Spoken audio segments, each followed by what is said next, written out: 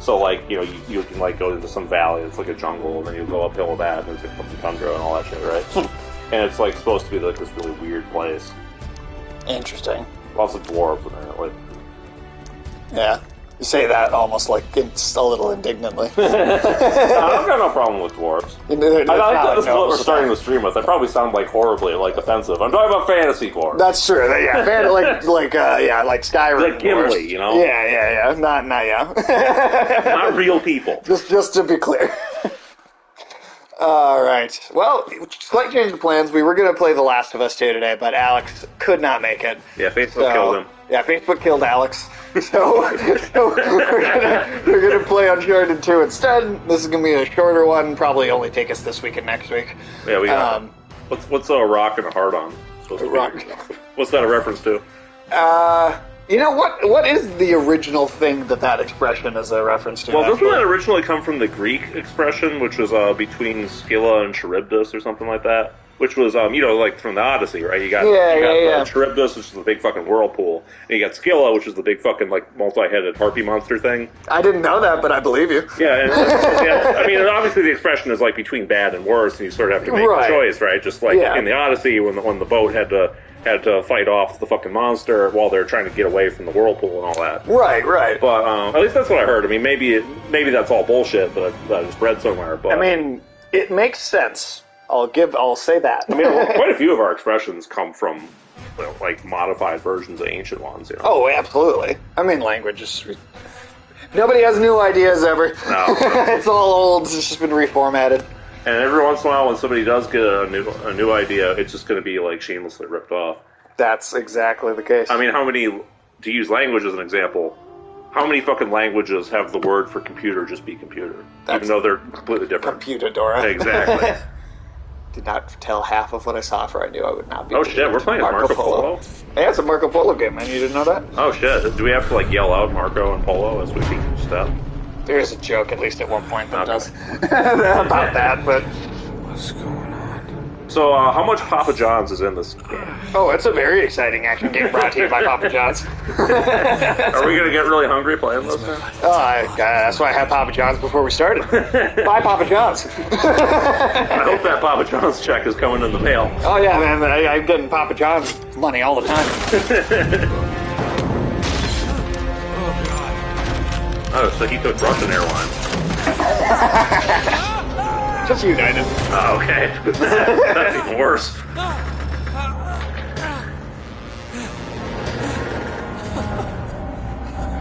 You know, it's funny because for a while it was pretty trendy for... Oh, it's a train. I thought it was a plane. Okay. Trains, planes, automobiles, you know. All going off cliffs. Yeah. I'm going to pull some of that music volume down just a little bit more. Yeah, it is fucking loud. I expect an Instagram post in a bathing suit promoting Papa John's. Specifically in a Papa John's bathing suit. I don't even know where to find one of those. Dude, you should get like a hot tub filled with pizza. It's just like floating around. Do a Pizza Hut? Yeah. Also, hi, Tyson Fox. How are you doing today? Welcome in. Some soggy pizza. Actually, Fox beat you this time. Yeah, Tyson Fox beat you this time, afternoon tune. You're second, though, for sure. But welcome into you as well. How are you doing today? Yeah, Alex, unfortunately, Facebook killed Alex, so he wasn't able to make it today. And we're going to be... That's your favorite game of all time? Oh, nice. Sick. Top 5? Hell yeah. Uncharted, I do think it's the best one. I do think it's the best of the series. Besides the movie. Yeah, besides the film brought to you by Papa John's. But no, yeah, 2 is a masterpiece.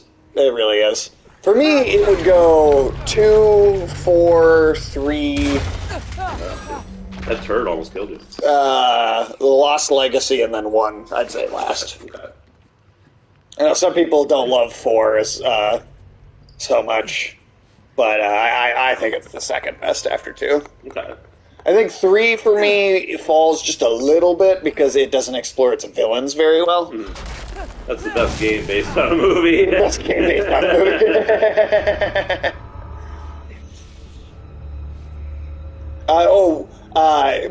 But by that do you mean because it's like kind of an Indiana Jones game, in a way? So it is. It's a better Indiana Jones than we've gotten in 40 fucking years. Well, yeah, I mean, this dude, he doesn't belong in an old folks home. Yeah. Think you ever see Nathan Drake as like a octogenarian or jumping around on a train? I hope we get that version. Yeah, he'll go back to ancient Greece too. Man, I was making a joke about that shit movie. Oh, okay. Okay. I mean, that was what I thought first, but I thought, well, maybe if you think of it as an Indiana Jones game, in a way, it kind of is the best video Honestly, game. I've always thought of it more as like the series that stole Tomb Raider's thunder. I think it's kind of both. Because Tomb Raider, I think you could also look at as a successor to Indiana Jones. Well, that's definitely true. And then Uncharted hot kind of Indiana Jones. Yeah, hot Indiana Jones. Yeah. I don't know. Maybe the lady. I'm sure the ladies. At least some ladies are all about Nathan Drake. Yeah, that's definitely. He's got the roguish charm. Right, he's got that. All the masculine qualities. A lot of things like. He should choose better training. And he's pretty hot. Not now. I don't know. I mean, maybe Biden wants to get in his pants. I suppose. Han Solo. Yeah, but back in the day. Yeah. 100% back in the day. Yeah, well, what's his face? Oh, shit. I love that. He just turned around and jumped right off. Like, fuck my life. I'm done. Harrison Ford is his name, yeah. For 80-year-olds, he's probably in better shape than a lot of them. This is probably going to get me flack at some point down the road, but I feel like that's a low bar. Yeah, I mean, it's not a high bar. It's not. But I do think, most 80-year-olds look like melting candles, and Harrison Ford still has like a human-like shape to him. So, I mean, I'll be lucky. He's ahead of the game. Yeah, I'll be lucky if I'm still upright when I'm 80 years old. Exactly. I mean, what was he flying helicopters and shit still? Like, yeah. Who else is doing it at that age?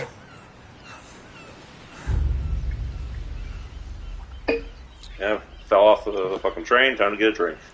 Harrison Ford looks like he showers. Which is a plus. Yeah. Do I do a lot of stretching? Yeah. I guess. I do. I my job is so physical, I have to stretch before I get into work and shit. Just so I don't, pull a muscle. Because I've done that before if I don't. Or I've, hurt myself just trying to reach and grab and move too fast. Maybe a bit of both. So I try to, at least. Right. When you're, surrounded by dicks, you gotta reach and grab each one. That's exactly what I meant. Is willing to part with a huge sum of cash if we acquire a certain object for him. All right, I'm listening. Yeah.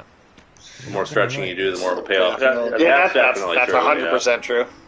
Oh, no. No, you're out of your mind. Yeah, You're saying I'm funny as a stretch. Well, Yes, it does. That's good. I like that joke. Yeah, I mean, Harrison Fox is already bringing in the best mom jokes. I feel like. Yeah, honestly, mom jokes, high quality. Mom jokes are better than dad jokes. I agree. Mom jokes are better than dad jokes. Dad jokes are lame. Yeah. I don't know. Hello, Harry.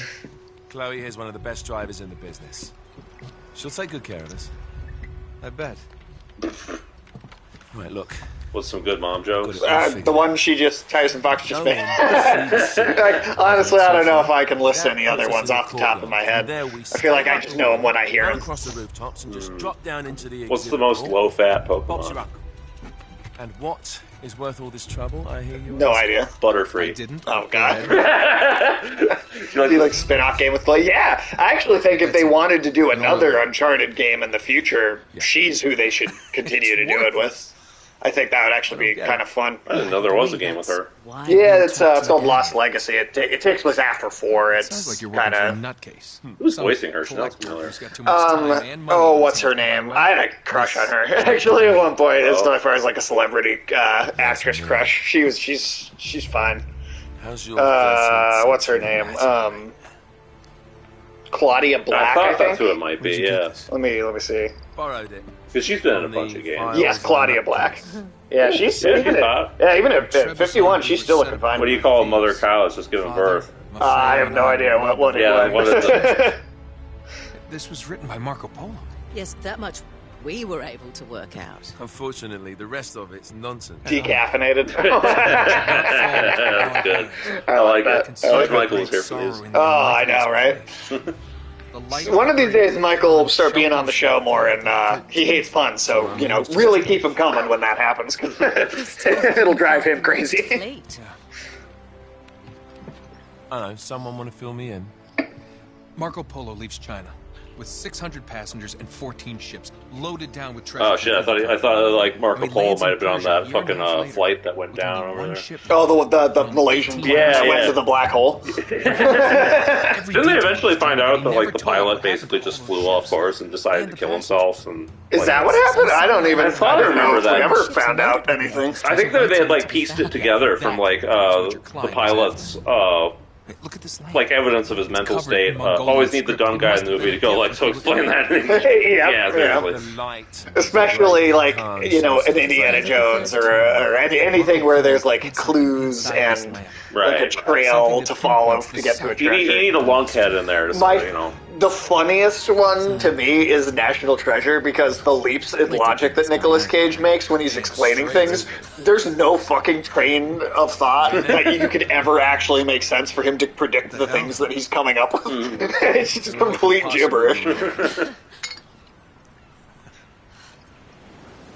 But yeah, I'm pretty sure they had found out through evidence of the pilot's flight simulator times, like what he was, simulated flight paths he was taking, and his evidence of his mental state. Like, because they never actually found the plane itself, did they? They found some scattered wreckage, but nothing like conclusive. But the parts that didn't fall in the black hole. Yeah.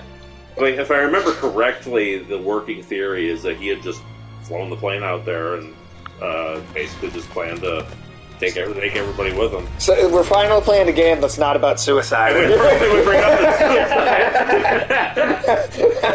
It's been like a month and a half of suicide games.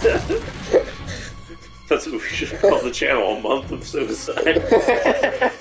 How fast could Twitch ban us? How fast can we get a ban for just we can set a record for the mention of the word suicide. Oh, man. Yeah, I haven't played this in a little while, but this is one of those games I've played. I mean, I've played through this. Appreciate the dumb guy in the movie, because I'm the dumb guy in there. That's the name. Yeah, I mean, I definitely sometimes need the stuff to be explained to me, for sure. Like it does depend on how far you go with it. Right, sometimes you make things too complicated, and then you need... I mean, well, like in Tenet, they try and explain it, and I still didn't understand. Well, yeah, that was a bad explanation. Well, yeah, that was, But I think that was just a bad movie. But at the same time, you also got to make sure you aren't over-explaining shit. Yeah, because then sometimes it can be too much. That's one of the funny things. Why did that guy explode? It was the train behind him. Oh, okay. Yeah. Oppenheimer does a good job. Yeah, Oppenheimer does a very good job where it's not too much. It's like just kind of the right amount. Mm-hmm. I know that guy just BAM! Yeah, seriously, what the fuck? Like, was he like working for ISIS or what? This game is just old enough for like some of the physics to still be kind of goofy, but just modern enough where it's got a really polished cinematic presentation. That's my favorite, like, sort of sweet spot for ragdoll physics in games. Oh yeah, you'll really enjoy this one then. Yeah, this is a first for you. Yeah, I have never played this one. You've only really seen the first game, so. We're gonna do 2, 3, 4, and Lost Legacy all on the channel at some point. But Alex has played the first 2, so I figured since he couldn't be here today, you're gonna go back off the cliff. It's just right off the side. Oh yeah, it's one of the best like opening sequences for like a video game, honestly.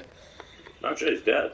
And that's it. That was a fast game. Have a good day, guys. This is Gnomes, Cannibalism, Politics. We're beating this game, playing again right after. Oh, same, dude. I played this probably 3 or 4 times within the first year that it came out. Hello. I actually think I played this. I went back and I played the first one after this because this one was just so good. I was like, all right, I gotta go play the first one. So I tapped the you might have warned me. I missed the look on your face. Anyway. I wonder if Claudia Black's still doing voice work for games, because I know she was like all over the fucking place for a while back in the mid-2000s. I mean, Lost Legacy wasn't all that long ago. Okay. So let's not forget who walked. I mean, 2018. So I guess that's 5 years ago now. She's also been in the Dragon Age games, so. If it makes you feel better, my relationship. Man, she's got a voice. Yeah. Really? Mostly professional. Oh. So I will say I figured out he was first impressions were not great, because the first thing I remember, Chloe, 100% Chloe. I mean, I don't dislike Elena, but like, come on, Chloe, man. The voice alone, like. The first thing I remember seeing that actress in was fucking Farscape. Yeah, not a big fan of Farscape. That was bad at first impression. Yeah, no, I could definitely. She was also in that one fucking movie. What the fuck was it called? Like was it Pitch Black? Together this time. It was like a horror movie. I think so. Yeah. Yeah, the sci-fi. Where they're like. That's where the Rick character came from. Yeah. Was she in that? I thought she was. I haven't seen it in a long time. Okay. But I mean, you're probably right. I just don't remember. Trust. She's been in a lot of kind of C grade stuff as far as movies and TV go, but she's been in good games at least. She's one of those actors that's on the convention circuit a lot, like really like interacts with like fans and stuff, and just seems like just a really nice person, honestly. I do feel like she's just been like she did not get good roles. I think she was kind of underutilized because I do think she's a good actress. In my favorite show? Oh shit. Was she a spider lady at some point? Okay. Is that why you had a crush on her? No, it was not. I don't think she was a spider. Wait, what show are we talking about? Are you? Oh, was she? Oh, okay. Was she? Wait, really? Did she only show up at the end? Because I actually didn't finish it. I gave up like halfway through. Does she show up in the last like couple episodes or something, or did I just forget? Because I genuinely missed that completely. 3 episodes. Damn, Sage, did you watch any of that show? I think it's 6 episodes long, and I watched 3. This skull looks kind of weird. You'll see he's covered in flour. Hey, this was groundbreaking snow technology at the time. I know. I mean, this was made in forever ago, and that's pretty good looking for the time. I'm not shitting on it, but he does look like he's covered in flour. No, I can totally see it. Yeah, no, I want to say, was this 2009? This came out? I think 2009, maybe, right? He's one of the Night Sisters. Huh. I don't know what the fucking Night Sister is. That's actually one of the cooler elements of the Star Wars universe. They're like these. Exactly. They don't use it very often. They're like witches. Like their version of the Force is like actual like magic, like witchcraft stuff. They do some cool stuff in the Jedi Fallen Order video game with it.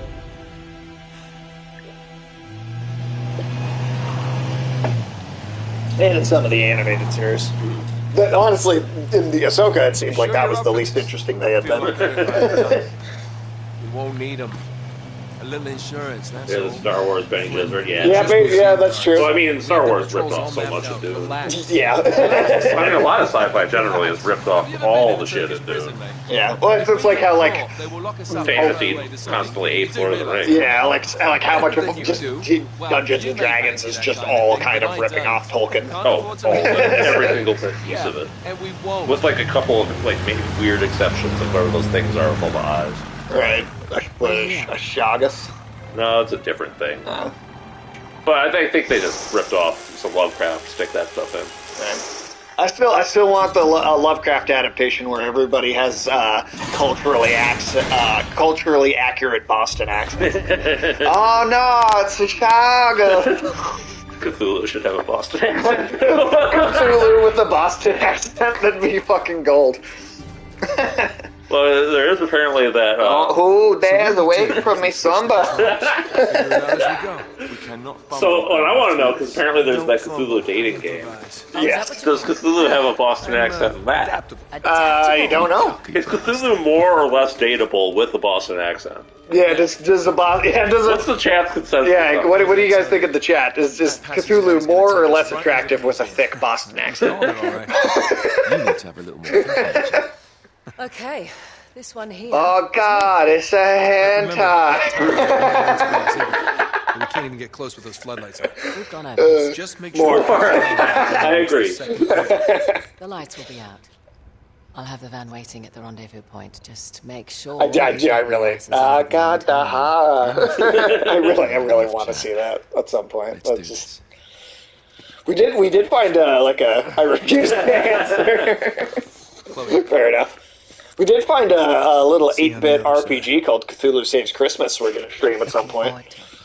Yeah, that sounds great. We actually have 2 Christmas games in the backlog. Yeah, we've got Cthulhu Saves Christmas, and then we've got... you know where you're going. It's like Ebenezer and the Spirit World. Fuck? It's a Metroidvania action platformer that's a sequel to the Christmas Carol. What the fuck? Okay, sure. You get ghost powers. You know what? That's an original idea. So. It's definitely original. I Are we playing those at Christmas time? Yeah, we're gonna try and time those to be like actually during Christmas. It's like the good old days, isn't it? Yeah. When were those again? It's probably proof of how much of an uneducated barbarian I am that the first thing I think of when I hear someone mention like the Christmas Carol is that scene from The Simpsons of Homer in front of the tombstone and the ghost is pointing at it. It's like Homer Simpson, unloved by all. He's like, unloved by Al. Man, once upon a time. Once upon a time, that show. They used to have good jokes, man. I don't know what they have now. They got nothing now. Well, The Simpsons went from like Prince of Persia. AC really paved the way for this crawling on walls. Yeah. Definitely true. Yeah. Oh yeah. Yeah, Prince of Persia was kind of the original. I feel like there was some in the old Tomb Raider too, right? Yeah, I think so. Or a little bit of it. No, it wasn't like the main focus, but it was there. Thanks. Yeah, Prince of Persia for sure. Or The Simpsons got good again? No way. I don't know if I believe that. I need proof. I mean, I guess the thing is if it just goes on forever, it might cycle a writer out enough. SNL. Right, it might just like go through a cycle and eventually have a better staff again. But it's been shit for like 20 straight years at this point, so... Who is the better explorer, Lara or Nathan? I think Nathan Drake.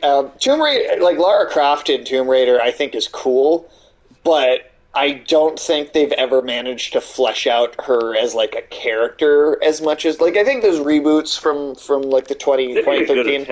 They made a good attempt, but I think the first game was the best of that, and it kind of fell a bit more flat as they went on. Yeah, as they went on with each one, but then like with the.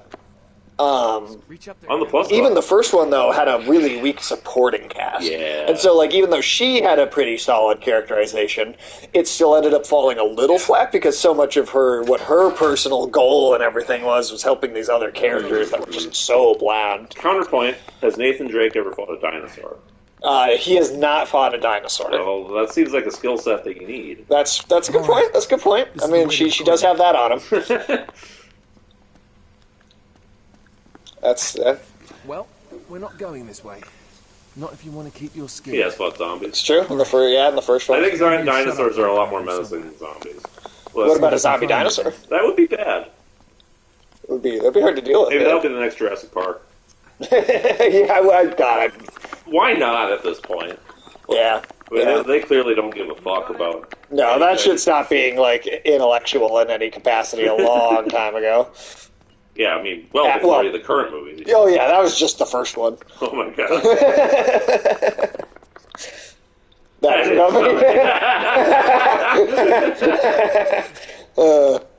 I mean, I honestly, what I thought because I remember being kind of excited about Jurassic World when it was first coming out and thinking like, I think this could be really cool, like there being like a kind of a sci-fi idea of, people are almost kind of tired of of dinosaur, like it's become like a mundane thing that you could just go do. Even that kind of falls apart though, because people still go to the zoo. It does. They're tired of lions. But people were still going, and it was more of just like but I think it could have worked if the focus was on that, but it was about how it became like a...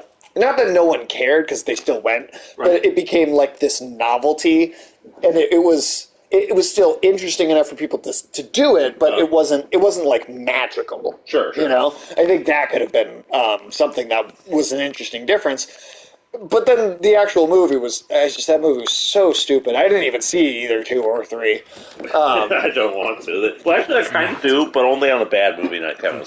Right. Well, after the first one was so dumb, though, my thought going out was like, let's go as stupid as we can with the next one.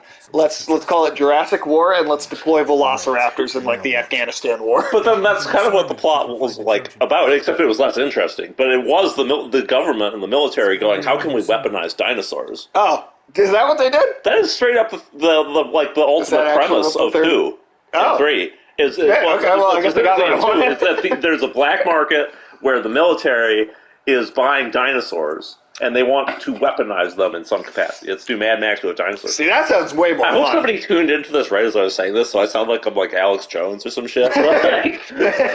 All I can picture when you describe that, though, is like a dude in an alleyway pulling his trench coat open, and instead of drugs, he's got coleophysis. Yeah, he's got dinosaurs hanging from the inside of his jacket. It's like, hey, you want to buy some dinosaurs? And yeah, I mean, it's a whole premise that's mind-blowingly stupid, because what's a dinosaur going to do on a modern battlefield? How is a dinosaur better than a drone or a gun? It's not. I mean, well, they did increasingly make them more unreasonably dangerous. Well, yeah, so. like the one in that first remake movie, what's it called? Indomitable Rex? Yeah, the Indomitable Rex. Yeah, and like that thing, it might as well just be an alien with that thing. Right.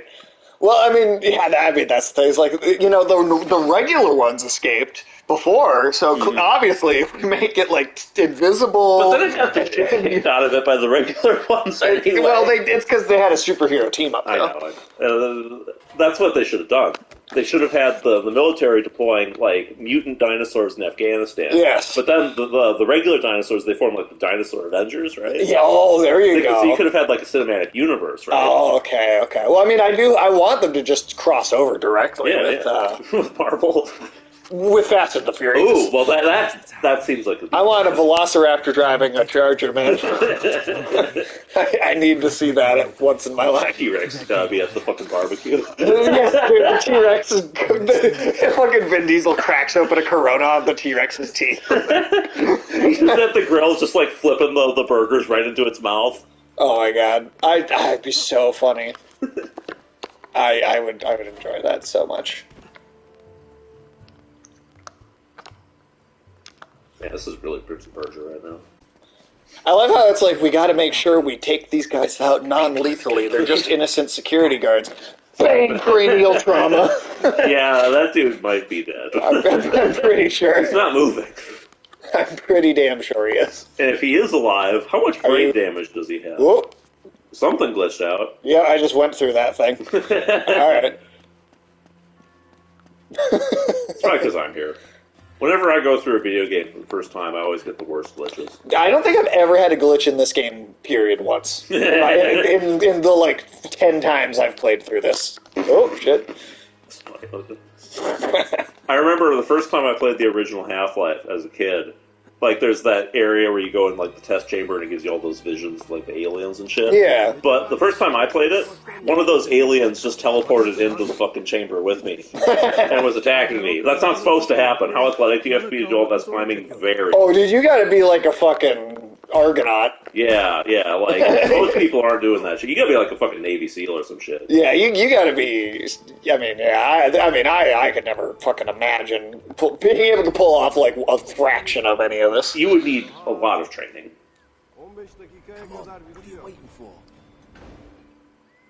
What am I waiting for?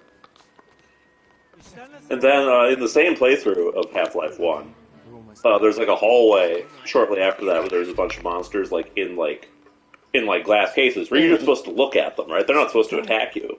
Yeah. But one of them broke out of the glass somehow. It, like, glitched. Oh. And it was just chasing me around this whole hallway. You really do get all the glitches, man. I know, right? Or another time I was playing an RPG like a little while ago. And normally if one of your, like, party members, like, gets... like, if they get killed or whatever, they just sort of fall over and you can revive them, right? But, instead of doing that, the guy who got killed, his body literally exploded. Like the entire game, yeah, like... everybody's stuff was gone. Jesus Christ. So, yeah, that was a reload. Wow. All right. Even, like, quest items and shit, you need to, like, complete the game. They're all just deleted. Wait here. That makes me think of in Fallout 76 when the hackers were just like hacking people's inventory because their inventory counted as an item that could be taken. You just rip people's entire inventory out. Dude, if I played Fallout 76, I think it would probably start a black hole. It's off. It might be the one that Malaysian plane went into.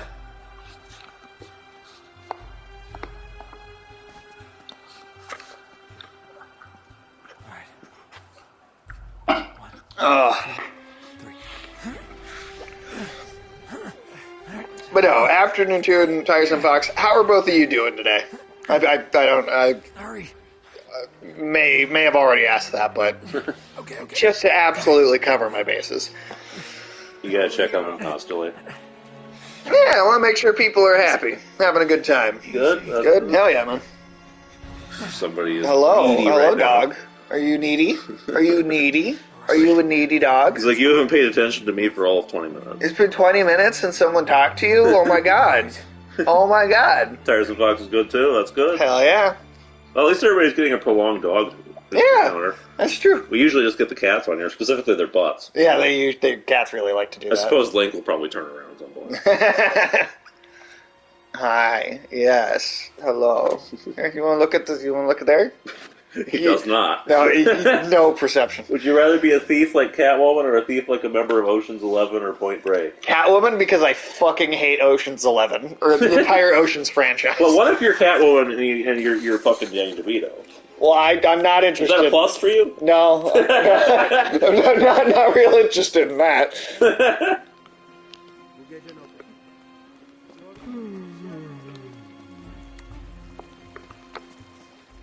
What if You you're know about that comic book he wrote, right? Well, that's what I was referencing. Okay.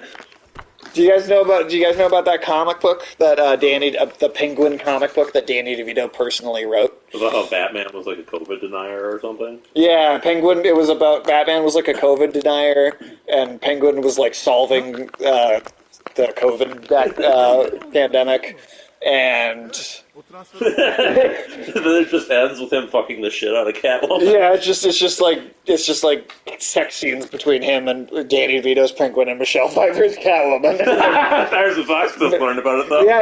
It's just literally it's just cutting between those two things, just sex scenes of Danny DeVito Penguin and Michelle Pfeiffer Catwoman, and then no, that's not what we're doing right now, buddy. And then him in a lab solving the COVID pandemic, and just back and forth those two things. Well, that's how he gets his inspiration for how to solve COVID. Right. Okay, so if you wrote your own comic, wouldn't you do the same? Well, shit, the dude who played Jim Gordon in Gotham, He did that. He wrote that episode. He 100% did that. Yeah, shit. where he fucks the hottest chick in the show. Yeah. There was no directed reason for that to be in there. No, he did it. It didn't make any sense except for the actor who directed the episode, and he was like, I could let myself do this. that's literally the only proper explanation for it. I mean, Michelle Pfeiffer's, she's pretty fine. Yeah. Well, what if it was Halle Berry Catwoman? I mean, yeah, she looks good. I mean, the movie sucks ass, but she's not unattractive. Yeah. It's time to tip the odds. So if the choice is As long as she brushed her teeth after that cat coughed in her mouth. That's my requirement. Well, to go with the earlier question, if you had to be Catwoman or Ocean's 11, would you be the Catwoman who had to fall down, almost die, and then have the cats breathe their hairballs into you in order to revive you? These things have That's a good point. I don't know. Really don't like those Oceans movies. Remember that Rick and Morty episode? That Yes, was just, I do. Just Yeah, all about tearing that shit down. Yeah, that Rick and Morty episode about heists. It spoke to you personally. It spoke to me personally. That's how I feel about heist movies. Did you make that episode? It felt like it. Tranquilizer gun. I like how that guy would have turned around and would have seen that guy fall over, but he was just like, not my problem. Oh, 100%. That's just Really? Greg. He sleeps on the job. How's that not hitting him? It might be glitching through the column. Oh, whoop. What? Oh, okay. Did you trank him in the dick? Oh, well, come on. What are you doing? You're supposed to get the other guy. Come on, Flynn, you fucking asshole. I took care of that Rick and Morty. I sort of just watched that Rick and Morty episode, and that is my personal thesis on why those movies are terrible. The whole thing is just getting a crew together. That's like half the movie. Maybe you gotta be closer. And it's just twist after twist for no reason, betrayals for no reason, and everybody's constantly like children on the playground going, but I thought ahead and knew that you would betray me, so I thought to betray you. It's like the Counterplots episode. That's true. But at least there it was just so fucking stupid that it was funny. But I can't stand those movies. What about that other? Was it Zack Snyder? Wait. Have you never wanted to get a crew together, get the boys, and commit a crime? I can't say I have, man. I honestly can't. I don't want to ruin dreams, but I don't think you guys can pull off a Catwoman outfit. Well, you know, I guess I didn't say I wanted to be Catwoman. That's going to be all on stage, man. I mean, I haven't tried. So well, you got to get in shape, man. I'm in good shape. Yeah. Yeah, I'm in good shape. You think you can pull off all that leather? Maybe in the 90s. Leather, you know? Maybe with the time travel machine. What if it was as tight as the leather that shit, what's that chick's name? The chick who was in that terrible fucking Theodore Rex movie. You know, the famous one. She was on Star Trek. Whoopi Goldberg? Yeah, Whoopi Goldberg. Yeah. They gave her that fucking leather suit that was like way too tight. Oh, yeah. Because he would fucking walk in some of those scenes. That was funny. How many subs for you to just Catwoman? Do it. I don't know. You have to get back to me. I'll have to get back to you on that one. I don't know. I'm already doing the Ken thing soon. Well, you can do both. You can cosplay as Ken cosplaying Catwoman. Cosplay Ken cosplaying Catwoman? Yeah, it's meta, man. Is it? Yeah. Is that meta?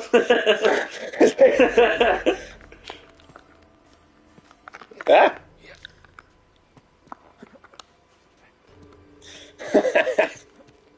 Are we specifically talking about, like, which Catwoman are we talking about, too? Are we you could choose. How about that? Okay. Which Catwoman would you pick? It's got to be like the distinctive suit, right? It can't just be like the character just wearing normal clothes. But whichever suit you want. Okay. I mean, if I had to pick one, I guess I'd go for Michelle Pfeiffer over the Halle Berry one.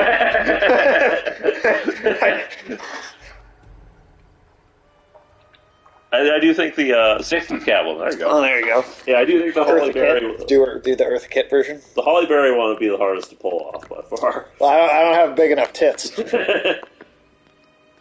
or any to speak of. Well, yeah, it depends on if you're willing to get plastic surgery. I'm not. There's a lot of options. That's true. There have been a lot of Catwoman. What would everybody say is their like personal favorite rendition of the character? Because I honestly think Zoe Kravitz is the best Selena Kyle. Okay. Shit, that was close. But I would maybe say I just thought of Lenny Kravitz. Yeah, she is his daughter. Okay. And she that's just the Kravitz I know. Yeah, I think the Catwoman from I think that's the best Selena Kyle, and then I would say that I think the best Catwoman is Eartha Kitt. Yeah. And that's just because I think the version of the character that's in that Zoe Kravitz played almost feels like a proto version of the character in a lot of ways, and like she's so much more about the human Selena Kyle than she is about the like superhero character of Catwoman. So that's why I make this distinction between the two. But that guy's dead. Jesus Christ! So much for protecting innocent people. Yeah, right. He's like, hey, we got tranquilizer guns. Make sure we don't hurt anybody. Throw that guy into a bottomless pit. I mean, there was water that he would have. I think it's way too far down, though. He would have died when he splashed on the wall. Oh no! It would have hit him like concrete. Yeah, he's probably like a pancake down there now. Oh yeah. I wouldn't mind a pancake right about now. Yeah. Did you eat breakfast today? Not sure. Yes, it did, but not enough. Not enough. And it wasn't pancakes, I'm guessing. It was not pancakes. Got a pancake craving. Nearly there. I always laugh at Batman Returns when Christopher Walken, when Catwoman calls Christopher Walken a moron. I do enjoy Michelle Pfeiffer in that movie a lot. She does have such a great, like, just over-the-top, pun-filled kind of depiction of the character. Come on, Chloe. That's not Have you seen a lot of the Adam West series?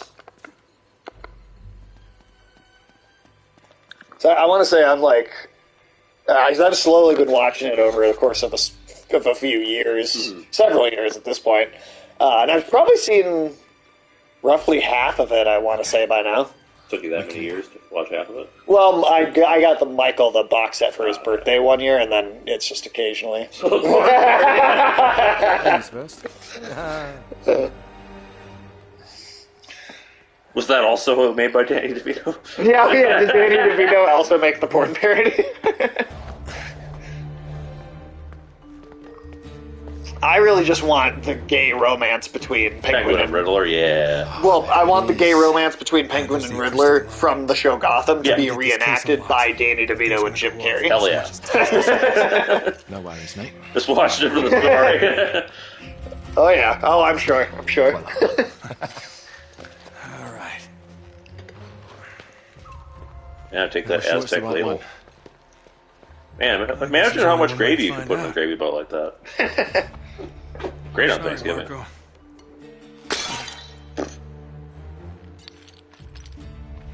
Yeah, Indiana Jones would never have broken that. I think they actually got the real Batmobile. Did they really for a porn parody? Huh. Which one was it? I hope it got washed off afterward. Was it the '60s one? Bloody useless. You know that. I guess I don't know if it ever turned out to be true, but apparently Robert Pattinson and Zoe Kravitz fucked off the Batmobile on set and was pissed the director off. Interesting. Burn. And just give me your lighter. So it seems like wherever that thing goes, just hose it down before you use it. And stuff. Yeah, you got people fucking on the Batmobile, man. And there are definitely people fucking in it if there are people fucking on it. Yeah, you really got to wash your Batmobile. Yeah. Our ships To be fair, it sounds by like something great Batman would flood do. tide Into Yeah. the wilds of Java. Sounds like they were hit by a tsunami. Yeah, somewhere off the west coast of Borneo. Oh, great. That narrows it down a bit. Look, this mountain must have been the closest landmark where they went aground. We find that mountain. We Are find we the looking for ships. like a UFO as a Marco Polo crash? Wait, there's more. What was the best Batmobile? Okay, so as if the ocean itself sought to throw off the terrible cargo. Ooh, that's a good question. Shambhala. Fun fact you might not know: did you know that the Batmobile in the Nolan movies is based on a anime? Shambhala. Really? Yeah, there's a old episode of something called Bubblegum Crisis or some shit. Bubblegum Crisis. Yeah, there's it's specifically an episode about this dude who gets beat up by gangsters, so he builds this massive fucking combat car that so he can drive around the cyberpunk city, just cruising, just running over gangsters and shit. So the Nolan movie It looks Batmobile almost identical. is based on an anime called Bubblegum Crisis. Yeah. Huh. And Definitely didn't know that. Weird, huh? Yeah. Wait, Flynn, we had a plan. No. It was actually a pretty badass episode. Turns out I've got one of my own. Might have to check that out just for the sake of Throw me the rope. yeah, Don't be seeing stupid. the reference. Right, you're the mastermind. Only you overlooked one little detail. Didn't you, partner? So what are you gonna do? Shoot me now? No, I just need you out of the way for a little while. Best Batmobile then. Any schoolboy could I personally would go for the one from the animated series. face it. That's kind of what I was thinking. I really do love that one. Although, if we can count it, because I know it's like a plane kind of instead. The jet, the futuristic jet that Terry drives. That Terry flies. That thing's badass. So. Yeah. It's so long and big though. I mean, who cares? It looks cool. Yeah, I mean, it's definitely not realistic. I wouldn't. It's not a practical thing you drive around the town, but it looks badass. A lot of cool looking vehicles are not practical. No, go through the doorway. I mean, what is the most practical Batmobile? Probably the one in the most recent movie, actually, because that's got more of an old school '70s muscle car thing going on. It is very good. That is a really cool Batmobile. That one probably does feel like the most realistic kind of you'd actually use it as a car. Because I mean, the Batmobile and it's always kind of impractical, right? Batman Beyond pick is cool. Hell yeah, that's I think that might be my favorite. That shit's. Plus that one because normally he's got Batman has the plane, the jet, and the boat all as separate things. Yes. But that one kind of did all three. He goes underwater. Yeah, it's a totally does just like everything in one. So I'm sticking with my choice though, just because I like the aesthetic of. Yeah, no, I think the visual of it's great. I do like the tank in the Nolan movies too. I mean, I really probably don't dislike any of them. Coming back in the new DC animated movie. Is it the Crisis on Infinite Earths one? That's split into 3 parts. Oh, really? Just going insane in his jail cell. Hey! Jackass, you're ruining the show here. Oh, shame. Sully! That was Mark Wahlberg in the movie. Damn. Oh, man, am I glad to see you. Fucking Sully, dude. Should have had a slice of Papa John's pizza to reach through the bars with. I hate the Batman Forever one. God, I feel like I have to go look at it again, because I don't... Good chunk of my own. Batman Forever is an ugly-ass movie. Jesus, you stink. Not as bad as Batman and Robin, though. Yeah. You don't like the nipples on the Batsuit? Well, I don't like the nipples on the Batsuit, no. Hello, Nate. Oh, no. Now, wait a second. Sully, kick her out and shut the door. Bruce Campbell, everyone. Just wait a goddamn minute. He would have been a much better casting choice for Sully. Yeah, totally. But you're not exactly the best judge of character. Yeah, the Forever one's not great. Fair enough. Yeah, that's kind of ugly. Dear Yeah. God. Oh, no, It's- it's not that bad. Look. I don't know, it's just a really ugly race car, basically. Yeah, the Forever one does kind of suck. Listen, Nate. You know something? I really appreciate you dropping by. But if you and Flynn hadn't screwed me over in the first Now, place, wait I a wouldn't have minute. been rotting in this shithole for the last Listen, 3 Nate. months. So excuse me if I'm not just, leaping into your arms. I had nothing to do with it. Right. I told you. He's not going to listen to me. Screw this. Nate, they found the ships. In Borneo. Yes. And the Chintamani stone? How The- do you know about that? Do you really think Tom Flynn Holland figured also that out just on his like, own? man, was he not a good casting choice for this No. character? He might have been if he was 10 years older. Yeah, he looks. He still looks like a They're not goddamn kids. teenager. They've He been does. working together all along. It really, yeah. He could have played teenage Nathan Drake in like a flashback.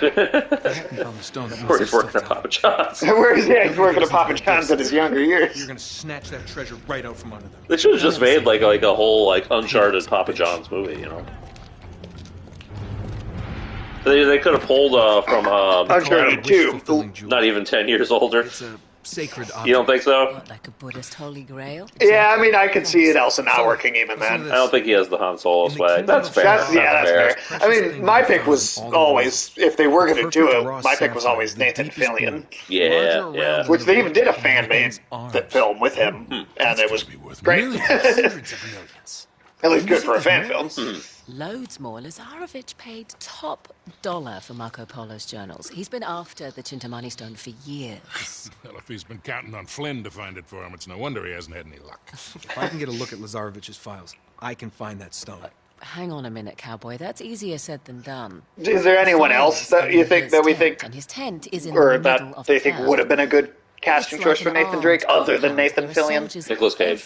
Nicolas Cage. I mean, I'll watch Nicolas Cage do fucking anything. Fan film was like, oh yeah, Nathan is really old now. Yeah, that's true. They know and trust. But you know, if they wanted to do an Uncharted movie, they don't necessarily have to do like the first game. They could just do like its own standalone story that Really? just 5 minutes? happens to take place when he's That's great. I older. won't even have to get my top off. Chloe, I was thinking more like an explosion. Or that can be arranged. Are you in? Oh, hell yes. I was in before you were. What about Sully? It'd be like who would Bruce Campbell with Nicolas Cage. No, Bruce Campbell is a solid choice. Bruce Campbell's definitely a good pick. Chloe, you reading us? Loud and clear. I could see maybe Stephen Lang Charlie Cox. for Nathan. Maybe. Yeah. Yeah, I can maybe see that. Yeah, go for it. I feel like that could work. I think maybe Stephen Lang might be a good, decent Sully. I think Lena should just be the fucking voice actress that plays her, because she looks the fucking same as the character. It's like not even I close also left a to. detonator for you. It's like it doesn't look different really from her real face. Jensen All right. Ackles for Nathan. First one set. Yeah, I can maybe see that working. Yeah. This one? That would not be a bad pick. Once you've set all the He's charges, an just unconventional hit the option. detonator What's up? and Mads it's Mikkelsen for showtime. Sully. Mads Mikkelsen, huh? Interesting. Huh? Just be careful. That'd be a different look, like, an accent for sure, but I think he'd pull off the right kind of, like, the charming, the kind of charming older man kind of thing. Maybe, yeah, I can maybe see that.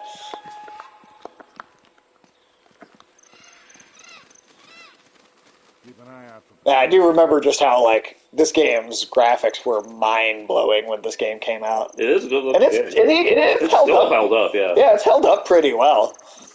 I mean, yeah, this doesn't look like Morrowind or some shit. Right. I'm sweating like a hooker in church. You brought a hooker to church? That I can just imagine Bruce Campbell saying that. Yeah. I mean, that's something that Bruce Campbell would have. Probably already has said. Careful. Up ahead. Don't let them spot you. Let's take these They guys didn't see that. quietly.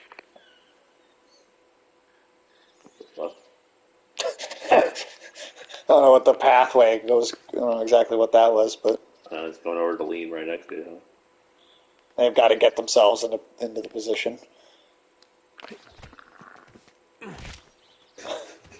Now we don't care about killing them. Though I don't know if that was lethal. That actually looked less lethal than The the security non-lethal guards? takedown you had earlier. That's funny, honestly, yeah.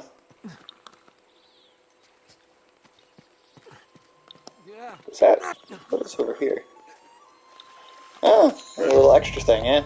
Oh, what the fuck? Huh. Alright.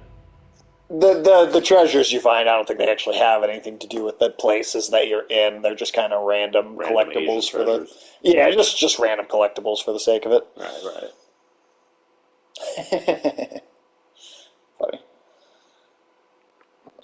The Dune memes have been good.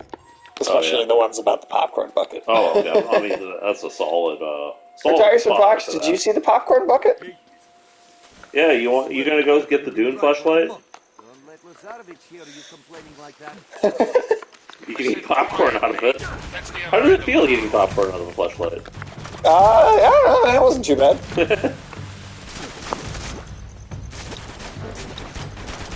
Except the Dune meme do it. Oh, I just saw it, yeah, it's got the, they're watching. Yeah, no, it's Aang from Avatar riding the giant fish. What is it, sandworm? Or it's like the character just like reacting to him riding it as though he's yeah. It's just pretty good. Shoot him in the dick. Dick shots. I don't think this game does not give you extra points for dick shots, unfortunately. That's disappointing. Every game needs to specifically score you on dick shots. I do think that they should. Looks like we can swing across there. Maybe you can. All right, hold on, Grandpa. See if I can find another way up. Oscars of this Sunday? Yeah, is someone going to get bitch slapped? I mean, I'm not tuning in unless someone's getting bitch slapped. Yeah, I'll only watch it if somebody gets slapped. Or if they bring Ricky Gervais in. Didn't know you guys were feminists. Wait, what did we say? Yeah, did we say something feminist? I didn't notice. Does that mean that you're not a feminist or that you're a true feminist? Yeah, I don't know. What is that? Is that a good or a bad sign that we didn't realize? You should be approaching excavation site 1 by now. They should have been back by now. Yeah, I haven't intentionally watched an award show. Well, what? points for dick shots? Oh, okay. Well, I mean that's just good old-fashioned family-friendly fun. Yeah.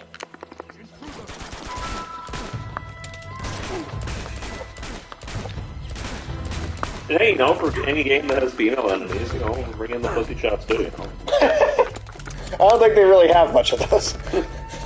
There are games that have had them, they're not as exciting as dick shots. Dick shots are, what everybody wants to see, for sure. Yeah, that's the popular But I think one. you should offer all of them, Sure. Make it equal for everybody. Right, no, fair enough. You should be getting close to the first camp. I've planted 4 more charges in there, but you're going to have to clear the place out before you can arm them. What's the point of even bringing the explosives in? Yeah, kill everybody in this camp so that we can blow up the camp. I think it's, I don't know. Something will play out. Alright. Female enemies aren't exciting, I see.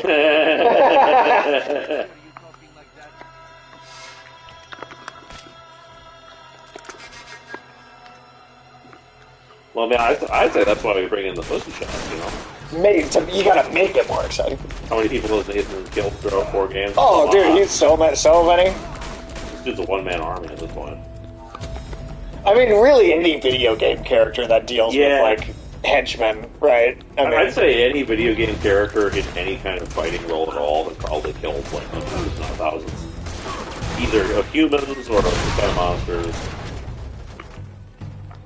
Possibly both. It just depends on, I don't know, how relatable are the things you're killing. Right. Well, here they're Russian, so... So for the average American, not very. Oop. Where is... Oh, there you are. Yeah, this was made in that era when, Russians and Arabs were, like, the most acceptable, like... Video game enemy? Yeah. Well, do Call of Duty at this point in time. Mm-hmm. Oh, there you are. And then, before that, it was Nazis. It's still Nazis.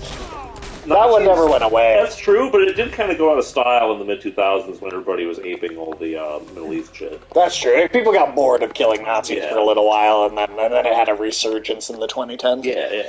The Wolfenstein game. Especially with the Wolfenstein games.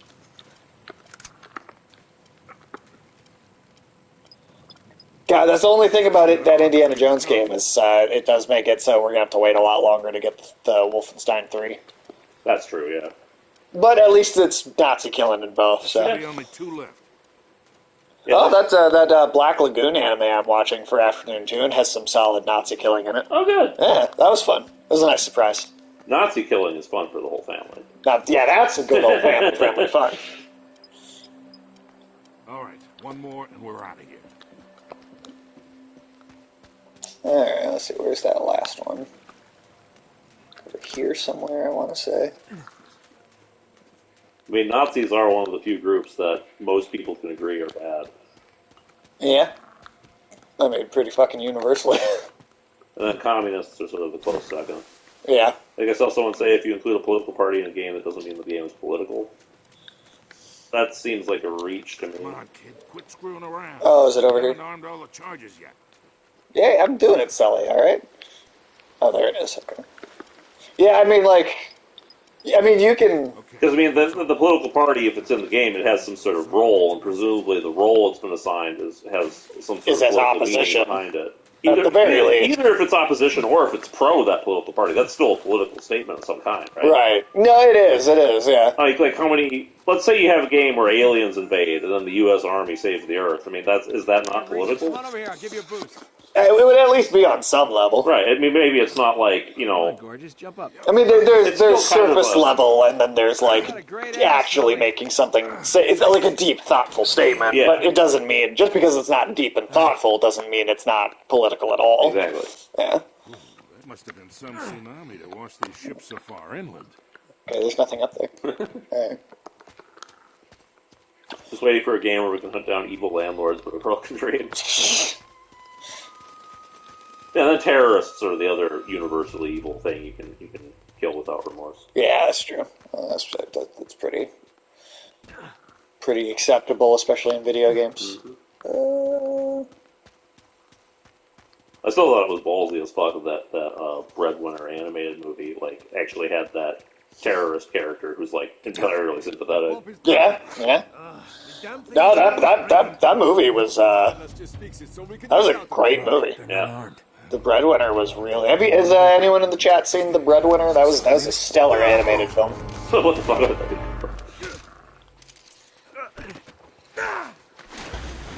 They really improved the melee combat quite a bit in the third game in particular. Okay. It's pretty basic still in the second one. Could have used some help down here. Yeah, you were doing fine. Yeah. Here's another one for you. Sully!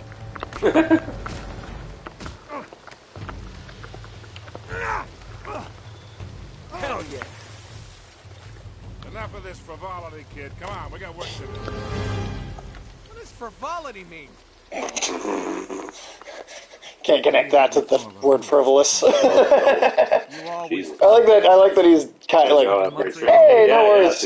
Have a good rest of your night, after Tiresome Fox. I know it's late for you, so thanks for hanging out with us, and hopefully have a great day tomorrow as well. Watch out for popcorn buckets. Yeah, watch out for those popcorn buckets. Don't let them bite. They do have teeth. They do have teeth. Okay, you ready? Wait, just hold on a sec.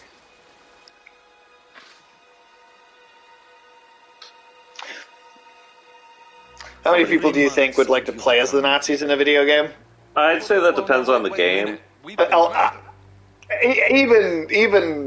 think it depends on what do you mean by that. Do you mean people who like want to be like hardcore like Nazi like war criminals like because they themselves are sympathetic to Nazis, or are we talking like maybe like a historical game like if you have a World War II game, right?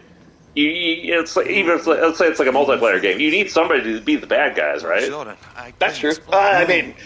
You also like every Star Wars multiplayer game. That's true. A lot of people like to be in the Empire. People are playing the space Nazis. Yeah, space Nazis. Everybody likes to be space Nazis, apparently. But yeah, I definitely do think there's going to be a difference in those responses, right? Because some people are going to want to do it because they actually want to be a Nazi, and some people are going to do it because they just find history interesting. Because there's a lot of historical like World War II games where you play as the Nazis. They're not like killing babies or anything like that, but it's like if you're going to be playing the Battle of Kursk or whatever the fuck.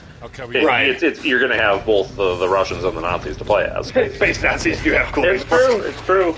That's what Except for those stormtrooper helmets, though, they can't see shit out of them. That's why they can't hit anything.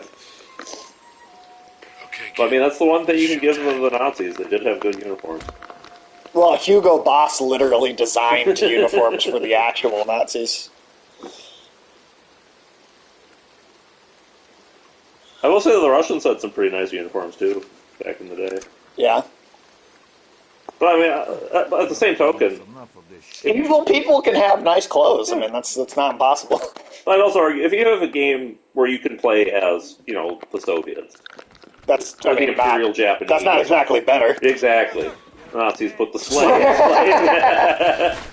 That's the thing that makes neo-Nazis truly pathetic, is they have every element. Terrible fashions. They have terrible fashion, but they're not only are they horribly racist and evil and everything that makes a Nazi bad, but they also have horrible fashion sense on top of that too.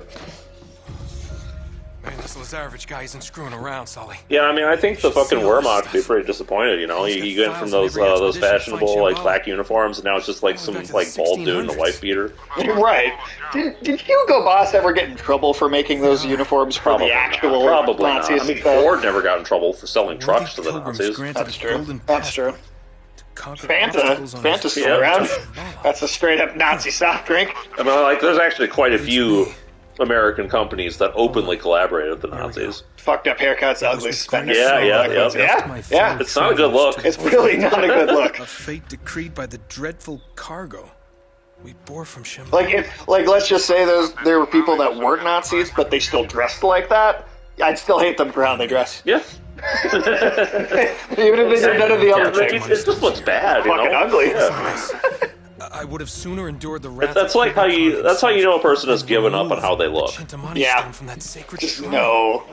Marco Polo never had the stone. Just no real effort put in at all. Marilyn Manson, I think, likes to collect Nazi uniforms. That sounds like someone who would do that. Yeah, I'm not too surprised by that. Marilyn Manson's always given me some fucking weird vibes, man. Does Marilyn Manson wear the Nazi uniforms while he's sucking his own dick? He must be trying to pick up Marco Polo's trail. Because you know about that afternoon, too. Same with the dude from Motorhead. Really, Motorhead. Interesting.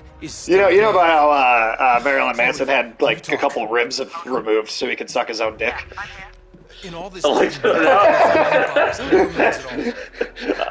don't like that guy. I really don't. Now I really hope he does that while he's wearing an SS hat. I find that a little odd. So where did they all go? Where would you go if a tsunami hit? To higher ground. Bingo. We head to that mountain. What do you bet we find Marco's pals? Chloe, can you meet up with us? Already on my way. Great. Nate, you gotta get Is this music good or Marilyn Manson? I don't think so. I don't know. It's edgelord shit. It's like you think it'd be set to a Shadow the Hedgehog game. How did he ever pull even Rachel Wood? By being an abusive piece of shit. Yeah, he's not a good person. Yeah, no, he pulled Evan Rachel Wood by like being an abusive, like manipulative, like piece of garbage.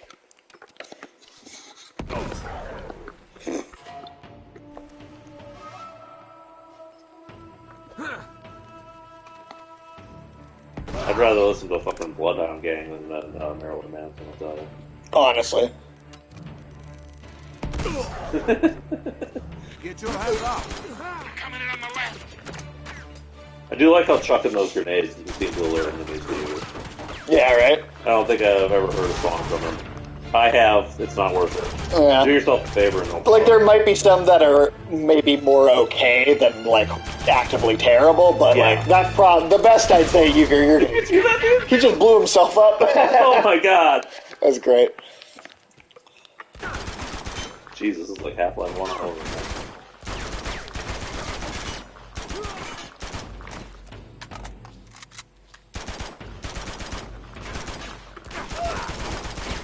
He does like... Does Marilyn Manson likes goth music? Okay. Oh, no, or like that he makes goth music, I think is what he's asking. Oh, okay. Yeah, it's like, it's like... honestly, goth music is kind of a bigger category.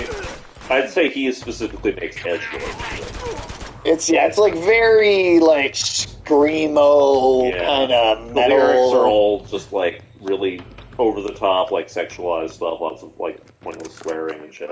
Like, yeah. And I know that sounds rich coming from us. I mean, we fucking... Because we swear it. But trust me, it's not really... But he, like...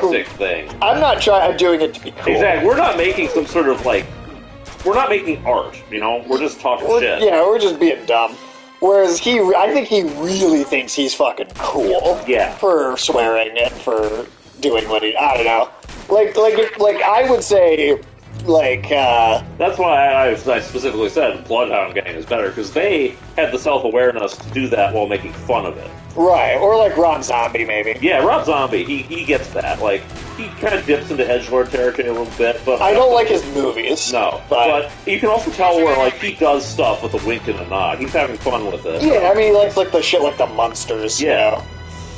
Whereas... fucking Marilyn Manson has always given me the vibe that he thinks, like, you know, he's like, philosophical and cool and shit. I got more than I can handle. Well, really, he just makes a song about, I don't know, bleeding pussies or whatever. Yeah, Marilyn Manson's cringe. I don't like him. Hang back. I'll do what I can from here. He's not like the worst musician ever, but I don't. Yeah, I wouldn't say like I have like a passionate hatred of him or anything like that. I don't think he's very good.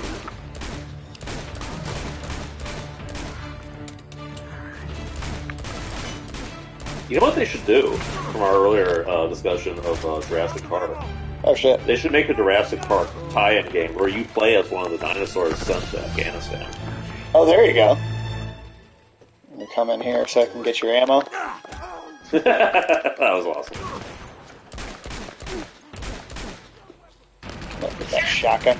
Oop. Help me, kid. You gotta take out the tower. Pretty hard to do it all right.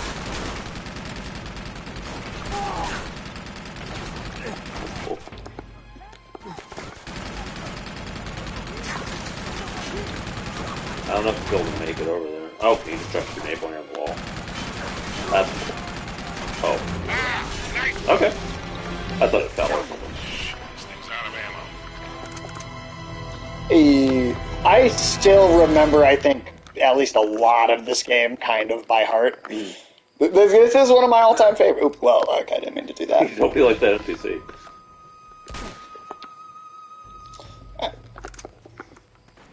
There we go. Okay. Yeah, I remember a lot of this game by heart. Maybe not in the whole thing anymore, but I used to have it.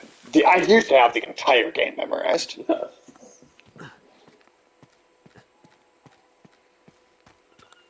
Should be this way. But yeah, no, yeah. And I mean, like, you know, I'll always say that, like, when it comes to, like, pop culture knowledge, I have an encyclopedia brain when it comes to a lot of stuff like video games. comics, movies. But music, I know... Like, it's not that I don't know any music, but I, certainly know relatively little compared to the rest of, like, the pop culture topics. Yeah, it's very genre specific for me. Yeah.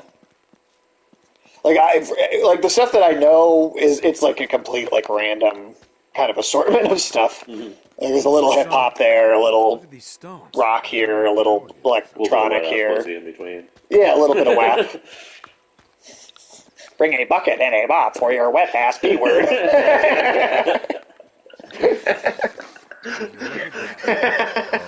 Make it solo game week. Hello. Ben Shapiro should do more covers. God. Especially if he tells on himself again. Like, guys, it's okay. It's supposed to be dry. Vaginas are not supposed to be wet. That is a medical deficiency. Yeah, I might need to. I would urge these women, if they have wet vaginas, to go and see a doctor, because that's not normal. They need a napkin. Thought Megan did well at the Anime Awards. Yeah, there was that little clip that you played on the show last night. It seemed like it. Oh yeah, Megan Thee Stallion. Yeah. Presented dressed as a JoJo character. Oh really? Yeah, that's badass. Is the brightness really all the way? See Ben's rap video. Unfortunately, yes. I do know what you're know. Did you know about that? I think so. Remind me, please, but I believe... I'll show it to you after the stream. I'm pretty sure I've seen it. It is one of the cringiest fucking things I have ever seen. I mean, like, Ben Shapiro is, like, nuclear grade cringe. He's weapons grade cringe. Like I said, I always say that there's a kid that I remember from like early elementary school, from like second or third grade. This kid would cry every time someone opened a carton of milk too close to him, and that's what Ben Shapiro makes me think of. Hey, I think I found something. In here. Dude. Match Made in Heaven. Ben Shapiro doing covers of Marilyn Manson songs. Oh no. I kind of want that Fax hoodie that he was wearing. Oh, yeah, he was wearing a hoodie. I remember that. Pulled it over his head. I do remember Fax that. Don't care about your feelings. I've seen this before. Oh, my God. But that is a musical collaboration I want to see. Was he allergic or something? No, he's just a bitch. I mean, I honestly, I don't know. I don't think he was allergic. I think he just was a whiny motherfucker. Like Ben Shapiro. Fuck, is this like a... It's blood. It is not cum. I was about to say, how do we have a blacklight torch? It's that weird resin that was inside the oil lamp. Okay. And they just found more of it down here. And it's a blacklight? It acts like a blacklight. So you're telling me that Marco Polo was bringing blacklight technology from Imperial China in the 1300s? Yes. To Italy. Well, it's more like blacklight magic. Sure, but like, were they having that hard of a time finding all like the cum stains on the Italian bed sheets? Well, I mean, I wouldn't say they had a hard time finding them. I'd say, if anything, they're probably far too easy to find. That's my point. Did you need to go all the way across the world in order to steal blacklight magic? Well, probably not. But actually, I'm surprised I've never seen that in a fantasy setting. Blacklight magic. I mean, that is kind of what we're doing right here, right? You have a favorite explorer in history? Favorite explorer? That is a good question. There are a lot of good ones. I probably know less of them than you do. Yeah, I wish Alex was here. I'm sure he'd have some great answers for that, too. Yeah, you and Alex are the real, like, history buffs for the show. I'm trying to think. Who would I pick? The trail leads in here. More bodies. Oh my god. You know, maybe I'm crazy. Everywhere. But it looks like they all killed each other. Come on, Nate. You're just getting spooked.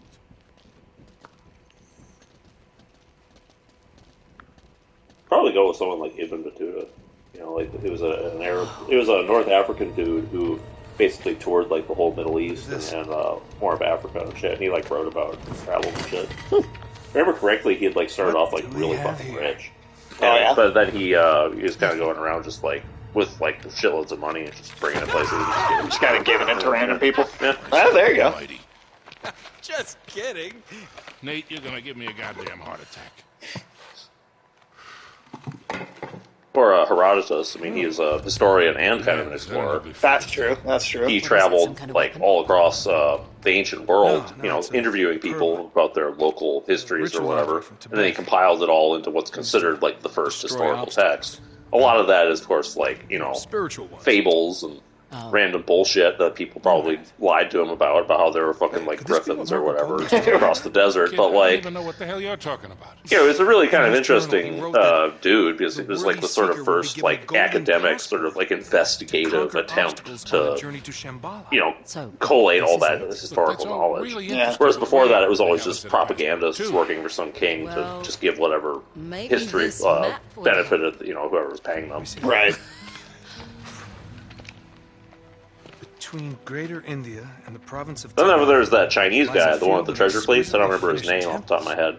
Hundreds of I think I know who you're talking about, but I couldn't pull the name out of my ass. Yeah. I wish I could remember what his name was. Except it's not just a field of temples anymore; it's a city. Well, that could make things a little more challenging. Hold on, there's Let's see more. if I can look that up, actually. In all these many Yeah, that'd be temples, good only to one. just refresh. Because on. that dude, To Shambhala. I mean, he had those massive That fleets that he path was just shall taking only all be across the revealed to world. the pilgrim. Huge fucking ships. And like he had There's the reached golden passport. Africa, they had reached like the Middle East. They had gone a good distance towards Europe. And this was like hundreds of years before like Columbus and shit was a thing. See ya. It's theorized that if the Empire continued funding his expeditions, he might have discovered the New World first. Ain't positive. I've read about who you're talking about, but I'd be fucked to find out the name off the top of my head, at least. What about you, Zheng Afternoon? He, that was it. What was it? Zheng He. Zhenghe is like the English spelling. Okay. Yeah. That dude was cool. What about you, Afternoon Tune? Do you have a favorite like historical explorer?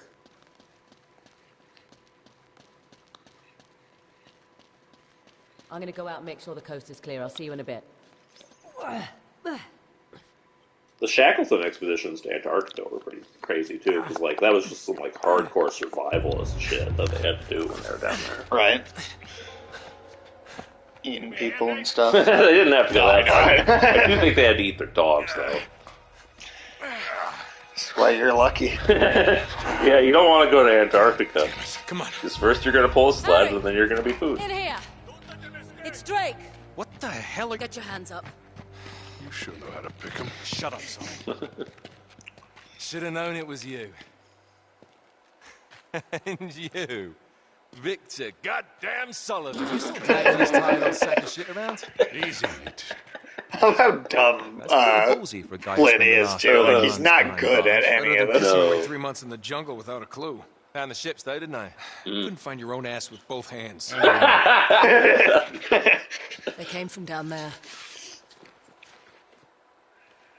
This game also, I do think, has the best villains in the series because you have the like actual scary, like evil warlord character, but then you have the second kind of more comedic, dumb villain. One temple will reveal a Pathway to Shambhala.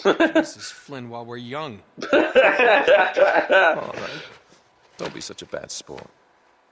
Take them to Lazarevich. You're gonna wish you'd stayed in prison, mate. Move. Yeah. Yeah, the villain of the third game's just like Helen Mirren. Come on, keep moving. Helen Mirren should be the villain in more things. She was the villain in Shazam, too. Didn't work out real well. Well, I don't know if Helen Mirren was the problem. Are you all right? Sam. Yeah, I don't think she was the reason it was bad. I'm going to try and buy you some time. No, Chloe, you have to come with us. No. Just meet me in Nepal. Now run. Let's go. I like her. Yeah, I bet you do. Shit! They've spotted us! Run for it. I love the pacing of this game. Like, Yeah, stuff just keeps happening. There's never like a dull moment so far. yeah, no, it just moves so quickly. Like, that was the thing about the first one, right? Is like it had a lot going for it, but it also could be a little bit of a slog at times. Especially like combat sequences could often be like too long, like they just throw too many enemies into one spot. And it was a little obnoxious. And a lot of times it was like the areas felt a little too small for like dealing with the enemies, so it felt a little monotonous sometimes. Yeah. And then, you know, like, aesthetically, the entire first game takes place in a jungle. We've already seen 3 entire different, like, aesthetics of environments in this. And we're not, you know, haven't even played 2 hours of this yet. We always do. You go meet your girl in Nepal. I'm going somewhere warm. Come on. Hey, you can tell me all about it when you get back. There they are! Oh, shit. Well, shall we? After you, Butch. See you in hell, kid.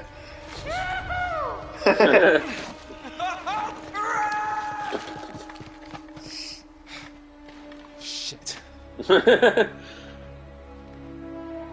Nolan North was he also did like kind of the first great voiced like version of Deadpool. Really? He was Deadpool in video games before they ever made a movie. Interesting. He just needed to throw a little gasoline on the fire. Charming. Yeah. In that Deadpool game, Deadpool gets a phone call from Nolan North, and it's like Nolan North going like, "Deadpool, I'm so excited to be working on your video game. I can't." And then Deadpool just hangs up on him. Yeah, I'm still here. You're not having second thoughts, are you? Oh, me? Never. Good, because I'm so ready to be done with these clowns. You got a map? Yeah, what the fuck happened to this place? I think it's the warlord that Flynn's working for. He's just torn the city apart trying to find them. Are there a lot of warlords? I got company. Oh, this guy's a Russian one, so he's just going here because that's what the clues are leading. Did you hear about how Russia was giving veiled threats to Armenia? Was it really? Yeah, they were basically like, yeah, you know, because there's been like some sort of dispute going on between the two countries, and like an official Russian government spokesperson was like, we don't think Armenia is going to exist in 5 years. Oh, really? Wow. It's a bold choice. Yeah. It's a bold statement.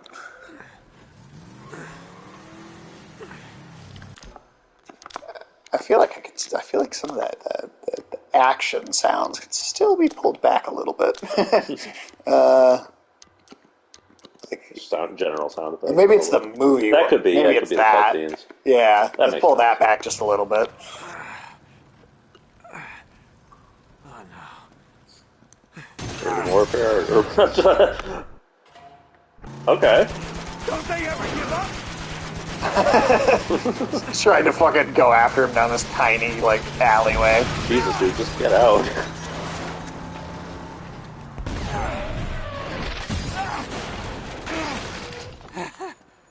Shit. And then yet again, we're in this completely different looking environment already. Yeah, this is like some Shadow Warrior looking shit. Versus again, the first one just being like the whole game kind of taking place on that one island. The old market. This is much more of the globe-trotting adventure kind of thing. Crap.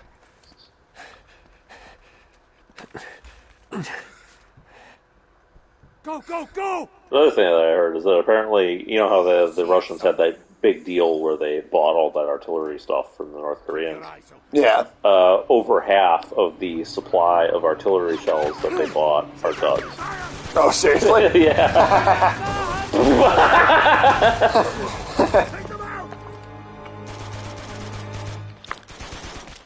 Ooh, yeah, and then you can also kind of start finding these around. Oh, just chucking at people.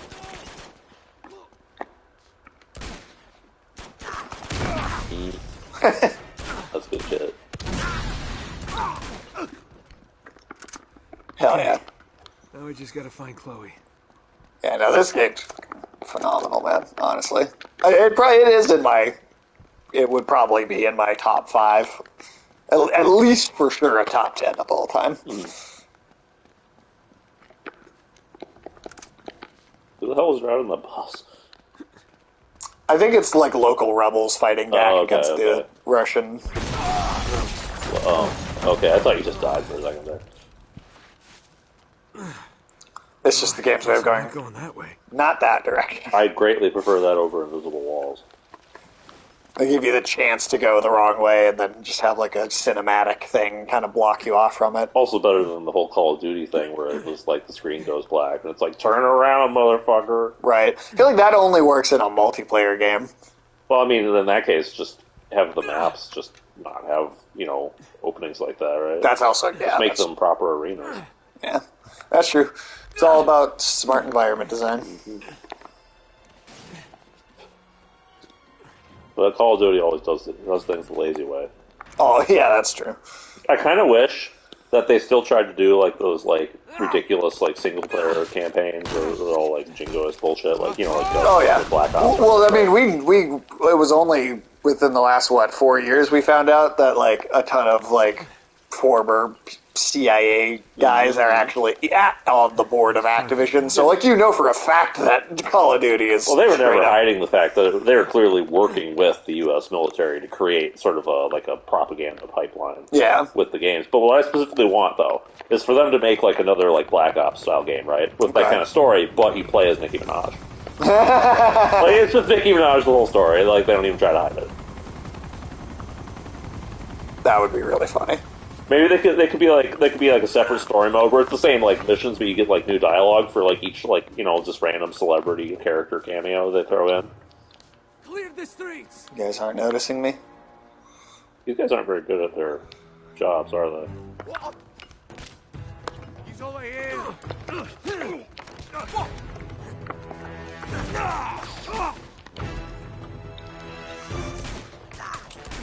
I always find it interesting that Russians are completely acceptable to mow down, by the hundreds in a video game like this. But you can't do that with Chinese yet. Even though there are like main rival now. Right? That's true. That's true. I don't know why that is. I mean, it's probably because they want to sell games to China. That's a good point. They don't care about selling games to people in Russia. Not really, no.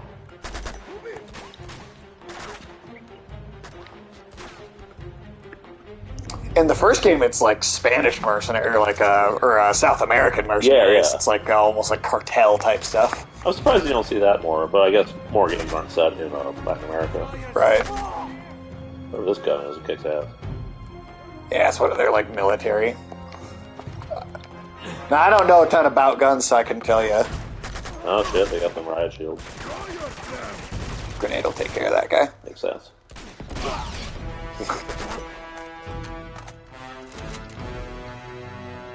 Yeah, and then occasionally you'll see North Koreans as the bad guys in games or whatever. And it's just like, they're clearly stand-ins for the Chinese. Right.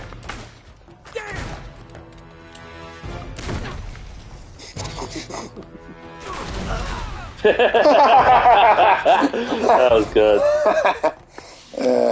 Yeah, it's like I said, it's a joke. I don't know if I don't want to. And then, of course, what you're even less likely to see than Chinese is, like, American soldiers as the bad guys. Yeah, you definitely... Spec Ops The Line is literally the only game I can think of that did that. Yeah, that's true. Spec Ops The Line. I know, right? For being fucking unique, right? Having enough balls to put that in, Honestly. Oh, no. Yeah. Those things will shred you the fuck up. I like this flooded laundromat. That's a cool environment design. And it actually does feel like a urban warfare in a city happening too. Mm-hmm. Like they do a very, very good job capturing the way that environment feels.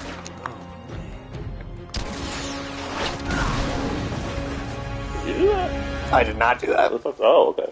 I don't know how she got on top of that truck without being noticed. Right. Saving your ass.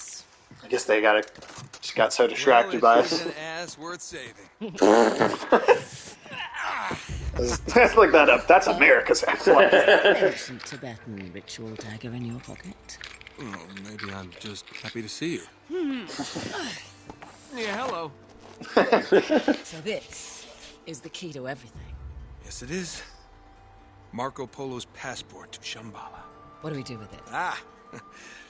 Yeah, it's a good thing we don't have knives as passports nowadays. You'd never make it to the airport. Yeah, you'd never make it through. Him, you know. He and Flynn have been tearing Did you see in fucking in Madam Web, it that takes place in 2003, and the movie's like makes a point about how easy it is to get through airport security. Yeah, that's the most horse shit I've ever heard. Like, there should have been like a fucking 2-hour scene of Madam Web, like getting scanned and like having their shoes checked and like. Right.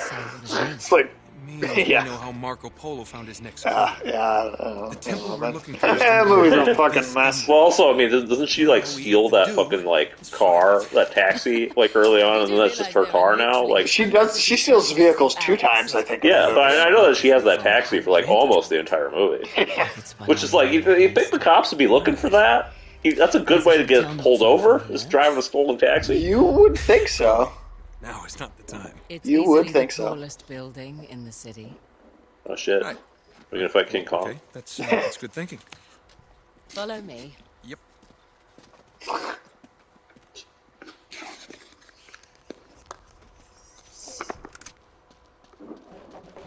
You can pick up those shields too, but they're very slow. So yeah, I feel like they're probably not that useful most of the time. It's coming at you, but see if I can find a way around. For the most part, yeah, it's not the most useful. And I'm sure for those sequences, it's like there's also shield enemies just there that will give you the shield. Yes, 100%. Well, like just now, I could have used it against that truck. Yeah, that makes sense. But I assume she still takes the truck out for you. Yeah, that happens no matter what. That's more of just like a time. I think it's a timed thing, honestly, more than anything. I get it. That's like to introduce you to that kind of enemy. So, but without actually having to, Hey, have the same kind of you can see the hotel from up here. Yeah, I know. We're almost there.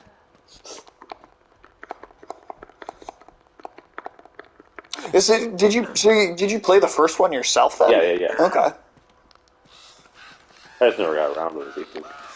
Well, it gives us a chance to do it as a stream, especially with this 2 in particular is just so good.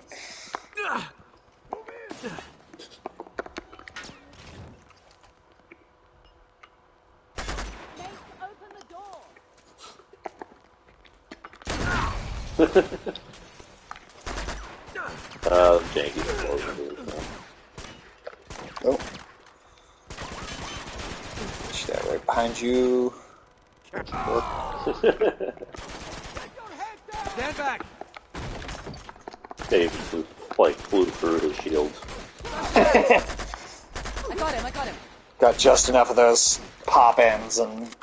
Oh, shit. I remember this game also being one of the early games where like you could really see the characters get wet after rolling through like water in a way that looked more realistic. Yeah, that was the big thing at the time. Of course, those guys go flying off there like fucking cowboys and all that. Grenade. Balancing on top But of I love how like his one arm there is like defying gravity. Give me a boost. I think I can reach. Or did it get like tangled up? Like what the fuck? No, it's just sideways for no real reason. You think both those arms would just be hanging straight down?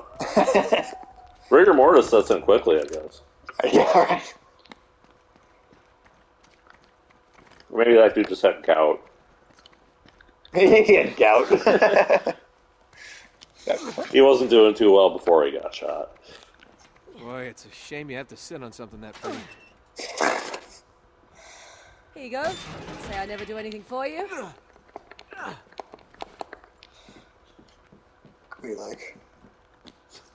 There you go. Oh, you should have left him like that. Do you want to go first? Video game NPCs, man. I love it, honestly. There's like a level of jankiness that's charming, and that I miss sometimes in modern games, and this is like kind of right when that stopped happening. Mm-hmm. You still see it occasionally for like, hell, Baldur's Gate 3 had a pretty rich jank experience for its early access. That was when you had squirrels like flying 3 feet off the ground and whatnot. Just don't want to get it up. That's funny. That was chivalrous, huh? Yeah, it's not dead. You just gotta ask for it.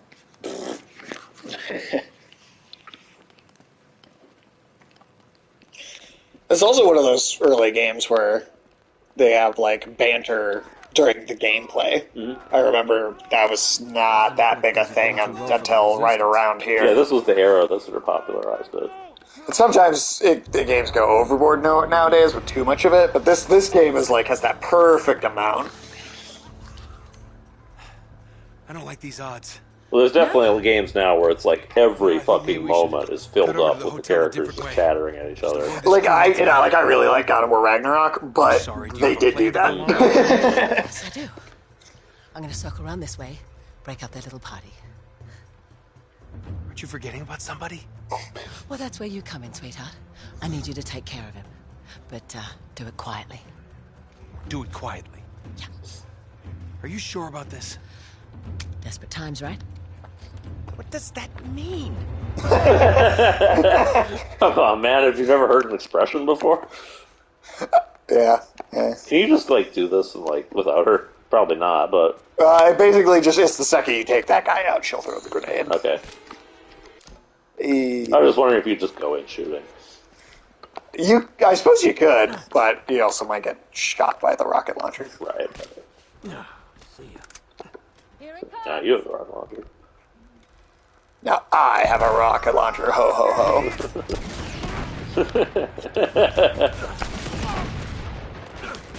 I always love in games and movies and shit when somebody gets like a direct hit from a fucking missile, and rather than like being turned into a fine red mist, they just go flying. Mm-hmm.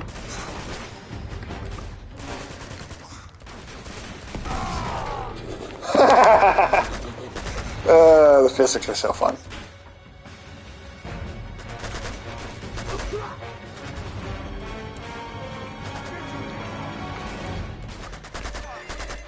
Yeah, they released 4 and that spin-off with Chloe on PC, actually. Okay. But none of the rest of them yet. No. I wonder if they'll do like a, like sort of a re-release for PC. I mean, it seems we're slowly starting to see more of that with the Sony games, so hopefully at some point. There's definitely just going to be a lot more crossover between PC and console.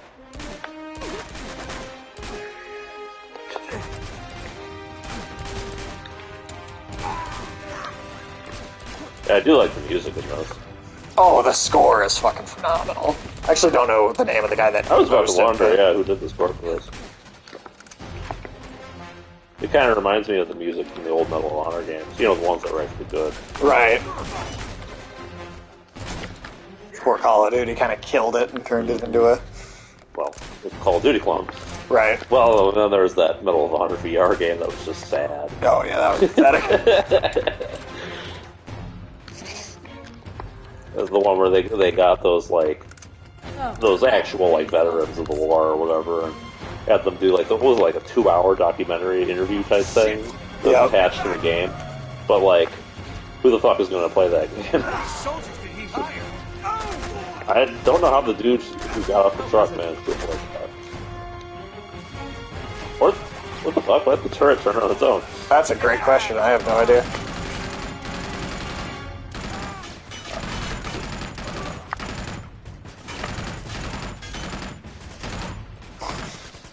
Good old turret sections. And I like it how natural it fits into the level, too, because it's like, you could ignore it if you really wanted to. Right. It's not necessary. It's just helpful. The lack of it being scripted. Like, your partner NPCs are just invincible. I'd much rather have that than running off and getting himself killed. 100%. Well, like in The Last of Us, the whatever partner character you have running around with you, you can never be see or noticed when you're doing stealth. That's the last of them. Even if they very obviously are walking in front of enemies. It looks silly, but honestly, gameplay-wise, I'd rather have no, it's 100% better. Unless you can specifically tell them, just sit here while I deal with this. Yeah. Right? Like, that's the other solution to that. Yeah. Giving you like they do that in say Resident Evil 4, both the original and the remake, because the enemies are after actually the whole time. So you can that does that version where you can kind of give her a command and make sure she. Come on up. So a way to avoid the obnoxious escort quest feeling. Yeah. Yeah, I mean, I feel, we don't really get that so much anymore. That's because everybody hated it. Yeah, it took a while for us to get rid of it too. Like stuff like Assassin's Creed held onto it forever. But I mean, that's because a lot of games just refuse to change. Yeah. Assassin's Creed in particular. Assassin's Creed definitely does not like changing. Just pretty ironic for a game about people going back in history and occupying different bodies and shit. Right. Yeah. So we got our heavy enemy now. Yeah.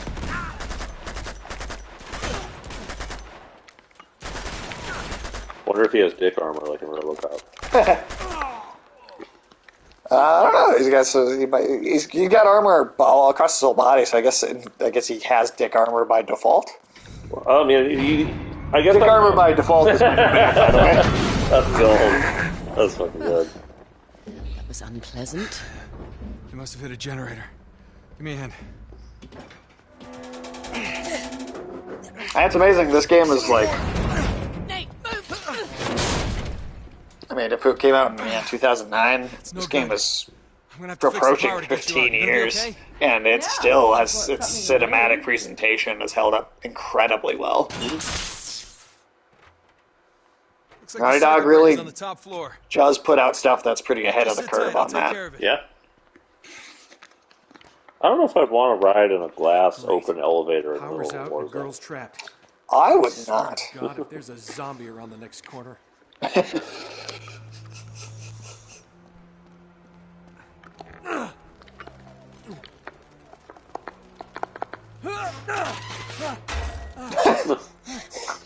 The number of times he almost falls to his death, canonically, within all of the other, within all of the games.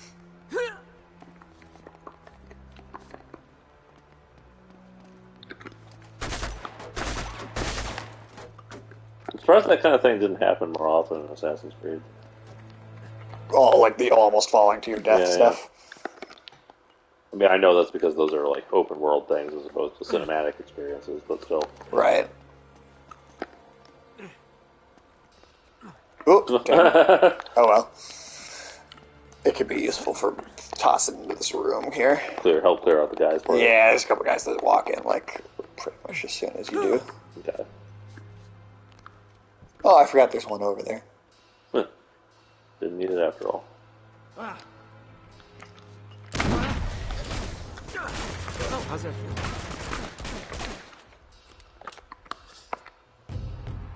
How the fuck would you reload in a position like that? That's a great question for actual physics, but sometimes it's more fun when you just start. I know. Video games can break the rules. Oh, everyone likes the jab.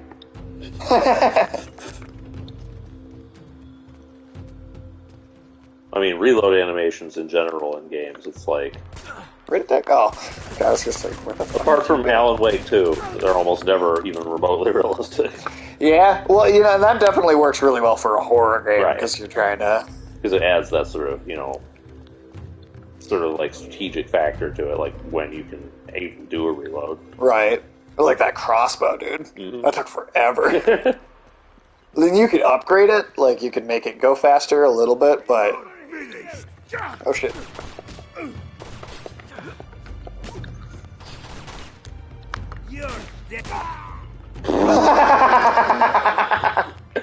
That was amazing. Spring-loaded, man. Spring-loaded bad guys.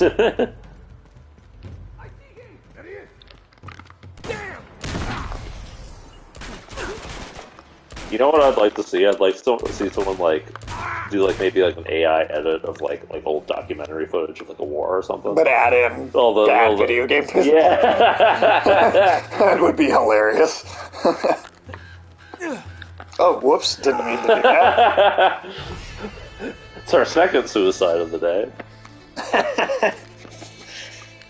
Save points are solid though. Yeah, this game's got pretty good checkpoints. Don't swing. Stop that.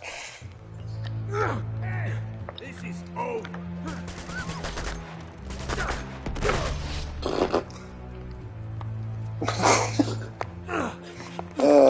Goofy shit. I'd just love to see that in a movie. Somebody gets shot in the head and then their body spazzes out and they fly off. Oh, yeah. Consistently. Yeah, okay, that's that one. Consistently gold. I'm still amazed nobody's ever made like a game or a movie that has the kind of setting where like reality is breaking down because they're all in a simulation and then everything glitches out. Cyberpunk 27 kind of was that unintentionally. Yeah. Oh, thank God. Almost there. Come on.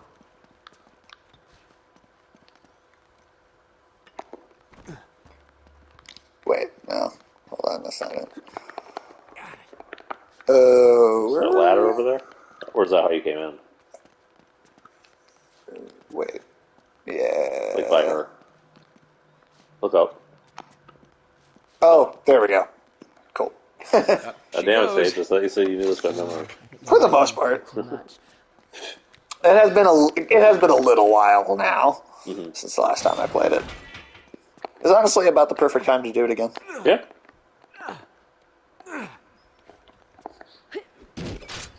That animation also looked a little janky when he was like at the top of the ladder there. Sort of like a frog just flailing. Hey, check it out.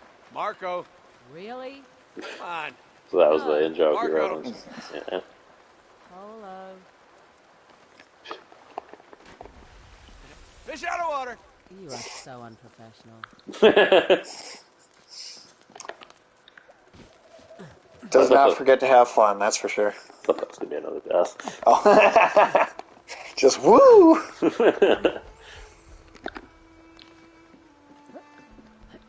Supposed to zip line down that thing or what? After a cutscene, but yeah. I mean, like, these environments are they look so good. Yeah. Like, this does not look like a nearly 15-year-old game. It really doesn't. Well, here we are. Fairly unique setting, Now too. we I mean, just how gotta many find the fucking right games temple. are set in Nepal? I can't think of any other game that has even Tell me about it. a small Maybe we portion. Oh, bingo. There it is. That's the one. Yeah, it's gotta be. The one in the middle of all the gunfire and explosions. Lucky us. Nate, that's right where Lazarevich is camped. I was hoping we'd be headed in the opposite direction. Well, desperate times, right? Drake has been spotted in Sector 18. Oh, crap. Any chance this is Sector 19? Sweep the city, find him, and take him out. Oh, there you go. The attack helicopter. Yeah, let's crash that shit. Time to go. Can't put a helicopter in a Nate, video let's game get else it's moving. gonna crash. Definitely can't do that, dude. Chekhov's helicopter, dude. Chekhov's helicopter. Damn it. How the hell do we get across?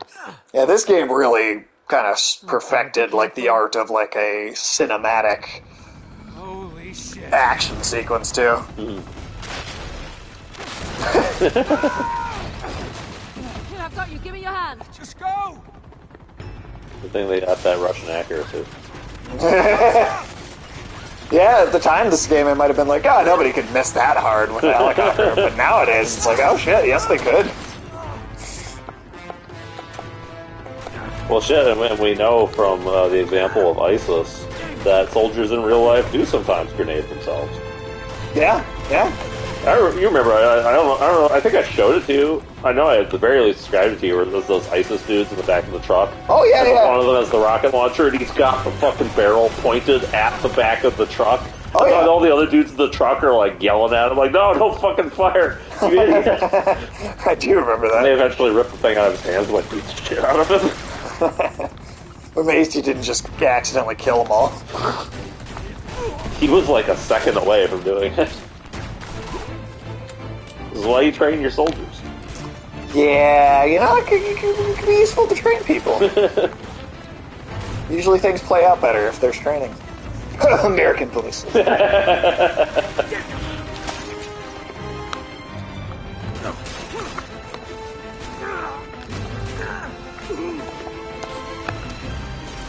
Love the kind of cartoonish look of that punch. Oh yeah, super goofy. I do like the way all like the shit sways around when the helicopter. Oh yeah, the depending like on where it wind is. effects from Yeah. That's cool.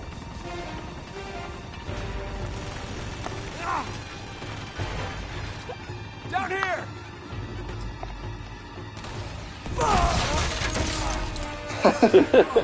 Get up. never better. Just fucking absolute spectacle, man. Being able to like knock that table over and create a piece of cover on the fly. Yeah, that's cool. You don't see that often in games today. Yeah, like dynamic environment changes like that. Yeah, interactable in a really quality and interesting way. Now that might be a headshot. It was a dick punch, that's for sure. Good point. Yeah. That tastes.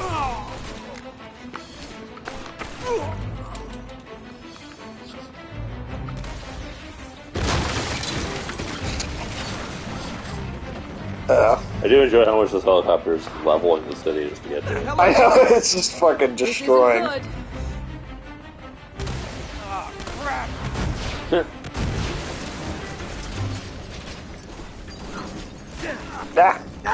Get out of here. It's going down! Damn. Alright, that's something I don't know if I've seen in the game before. Whoa. Jump! Yeah, Naughty Dog nails the spectacle, man. Yeah. These Uncharted games, like, I mean, that's also part of the reason it's so stupid to even try and make a movie out of them. Is like they're not trying to be realistic, and like they're it's also not like. What can a movie do cinematically that these games don't already do? Well, exactly, because the games are attempting to mimic the cinematic like spectacle of a blockbuster action film, and they do it so well. But with the added advantage of game, yeah. There's nothing that a movie could ever do that would be better than what these games already do. No, it's just not possible. This is why if you were going to try to make something based on Uncharted, you'd have to do something pretty unique with it. You can't just make the games into a movie. No, you could get Nathan Fillion and you could tell like a standalone story about an older Nathan Drake. That's just its own narrative. That I think you can do. But what's that? Where'd the copter go? Oh, that's a grenade launcher right there. Oh, do we need that blow up the helicopter? Yes, you do.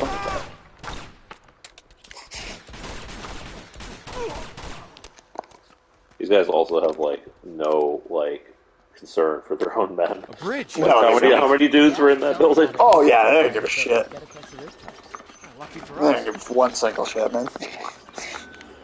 You know, that's also kind of accurate now. That's the Russians very much do not give a shit about their own men in Ukraine. There you go. We got a grenade launcher. Oh, save him off of that. Right. Probably can take two of those to get rid of the helicopter. This guy doesn't give up. Yep. Get down. Yeah, that table should protect you. Do you think this game is mostly carried by its story and dialogue? I mean, I think it's quite fun to play. I mean, it might be, you could maybe think of the gameplay as a little basic and simplistic, but I think it works quite well. I mean, yeah, there are plenty of games out there that are basic and simplistic that are fun as hell. I mean, Doom springs to mind.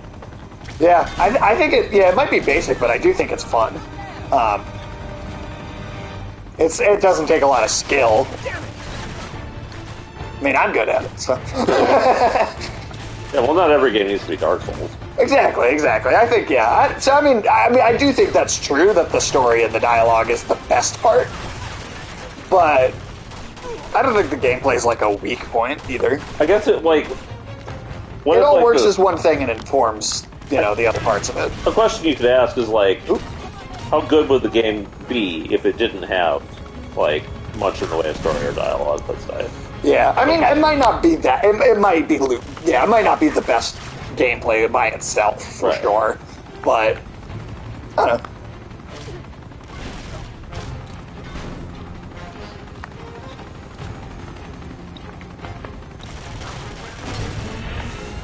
Hey. There we go. Hell yeah. Okay, lower the bridge. I do like how much fun Nathan is just having in this extreme laser test scenario. I know. Yeah, he's having a great time. Just almost getting killed by helicopters and shit.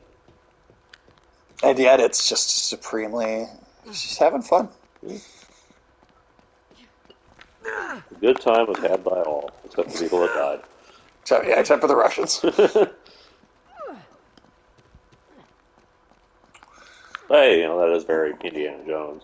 Is very Indiana Jones. Yeah, Indiana Jones is having a great time in all this movie. What game is perfect on every level? That is a tough question to answer. Something that's like perfect? I mean, because like even a lot of those games I would consider some of the best of all time. They have flaws. Yeah, they still, like Bioshock has a terrible final boss. Even though it, like, I think that game's like fucking amazing in like every other way. That final boss sucks. Perfect in every way. Are you okay? Like not a flaw in it. That is a really tough question to answer. I'm gonna find another way down. All right. I mean, I don't know if that exists, really. Probably not, I guess. I can't think of anything. I can certainly think of games that are great, but that have, or just like truly on the highest level of peak. Sonic. I'm gonna give you a big fat no on that one. But I'm gonna assume that Alex would say yes. Yeah, Alex would say yes. Yeah. I don't know, maybe like Mario, like the first Mario. But it doesn't have a perfect story. Well, can you count story in the criteria if there isn't one at all? I don't know. Well, you could argue, is that a failing or is it a success? I mean, if we're going to say that you don't need, to worry too much about I think it depends on what it's... Like, how much ambition it has to tell a story? Yeah. In that case, I'd probably say, Doom 2. Doom 2 is, a perfect game. Yeah, I'd say that. That probably goes up there. I think Shadow of the Colossus, maybe. Yeah. That might be a perfect game. That's a good choice, yeah. You know this guy? Yeah. This is Drake. Oh. Sorry. What do you measure for a game to be great? What's your angle on all this Well, I mean, like we just said, I think it really does depend on what the game's ambitions are. Yeah. It's nice to see you too. Like this game obviously wants to tell such a cinematically presented kind of action movie narrative, and it does so well. So I would call that great. But like Mario just wants to be a simple, at least the original, right? It just wants to be this very simple couple buttons and set of mechanics. But they achieve what they're trying to do so kind of perfectly that I would say that counts as great too. So, I don't know, I think it really depends on what the ambition of the intention of the project. Yeah, I mean, it also obviously depends on what the gameplay is. Like, what is the intention behind the gameplay? How does it work? What genre are we talking about too? Because you could have an RPG that maybe is clumsy, but again, if its story is breathtaking and amazing. Planescape Torment springs to mind. Like that game, the mechanics are a pain in the ass, but it's worth it for the writing, Yeah. And then the developers knew that, so they leaned more on the narrative than on the actual gameplay elements. Yeah. Stay one step ahead of Lazarevich, so. Or you have stuff like Bethesda where they don't measure up on any level.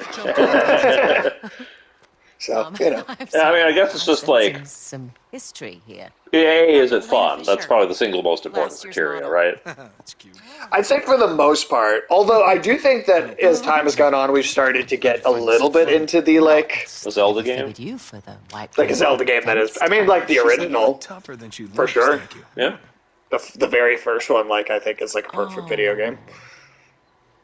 Oh, what? But yeah, I mean, would a Zelda game count as close to perfect? I would say all of them, but yeah, I wouldn't say every single one, but some of them would. We need to get moving. I mean, I personally didn't really like Breath of the Wild very much. I know that's a sacrilege on the internet. Take my gamer card away, but I was not into that. Or Tears of the Kingdom, I didn't even try because I didn't really like Breath of the Wild. What about Wind Waker or whatever? I like Wind Waker a lot. I really like Wind Waker. Wind Waker, Twilight Princess, Majora's Mask's. Still coming with us. It's repeat kind of the day mechanic. I can see being a little annoying. I want to rethink that. But I thought it was cool. Majora's Mask, that actually, if we could get a remake of a Zelda game, it'd be I would say Majora's Mask, because that one's almost got kind of like a horror tone to it sometimes. Yeah. Ocarina of Time. I don't know, I think, a lot of Zelda games are like kind of on that level. And Breath of the Wild was for a lot of people, just not for me. Right. But yeah, like I was saying, if you want to measure a game by how good it is, it's like, is it fun? What's it trying to do?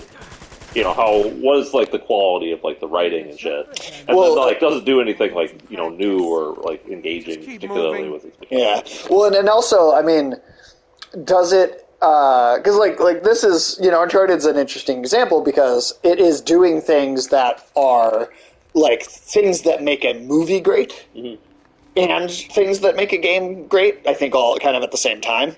But, I think the truly greatest storytelling in a video game is something like The Forgotten City that we just played, where it is using the game mechanics and your, the set of verbs that it gives you as a player to use. Mm-hmm. It is using those mechanics to tell the story. Right, essentially it's where you make a story that can only be told in a video game. Right. Like, I think, because like Uncharted, you theoretically, it could be a movie. Well, it's a deliberate homage to a lot of movies. Exactly. But like something like The Forgotten City, you could not make that a movie. You could make it an episode of Ancient Aliens. Well, like Alan Wake 2. Yeah, you couldn't make it. Alan Wake 2 could not be translated into any other format. That only works as a video game. I think the original... There might be a way to make a book kind of like Alan Wake 2. Maybe, but I feel like part of what makes Alan Wake... I don't know how to do it, but I'm not saying it's impossible. Right. Well, I just think with Alan Wake, part of what makes it work and be as special as it is like part of it's an audiobook, part of it is a movie, part of it is like a multimedia experience. Exactly, and the fact that it is all of those things at once, that's why it is so different and unique. I think BioShock only works as a video game. Definitely. Star Wars KOTOR, that only works as a video game. Spec Up the Line only works as a video game. So a lot of those kinds of experiences, I'd say, are also some of what criteria that I would give for a game to be truly, truly great. Is it doing something that takes advantage of its unique medium that no other thing like a movie or a show or a book could do? Right. And, a game doesn't have to do that to be good, but there's something, I think, that puts it on a much more special, kind of different level. I'd also say if, like, a game knows how to use, like, the sort of immersiveness of a game experience to sort of build a different sort of perspective and feeling for its story and world. And that would be a place where I'd say something like Game Dormant again would factor in, because that's very much like it's trying to offer you sort of a unique way to like perceive a world and a character that you wouldn't get out of just reading a book. Right. And funnily enough, they did make a book based on that game later. Oh, really? Yeah, the narrative wasn't as good because of it. See? Yeah, there you go. Maybe it could have been better if they had a better writer, I don't know, but, It certainly seems like it kind of proved the point. Yeah. Pretty much.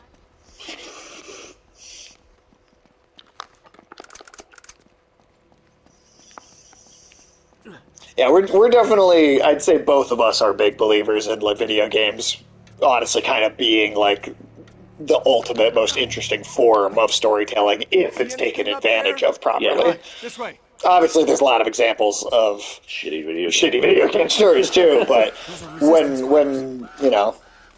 when someone really does have a way to kind of do something special and take advantage of that format, you make some real magic, man. Come on, we have to hurry.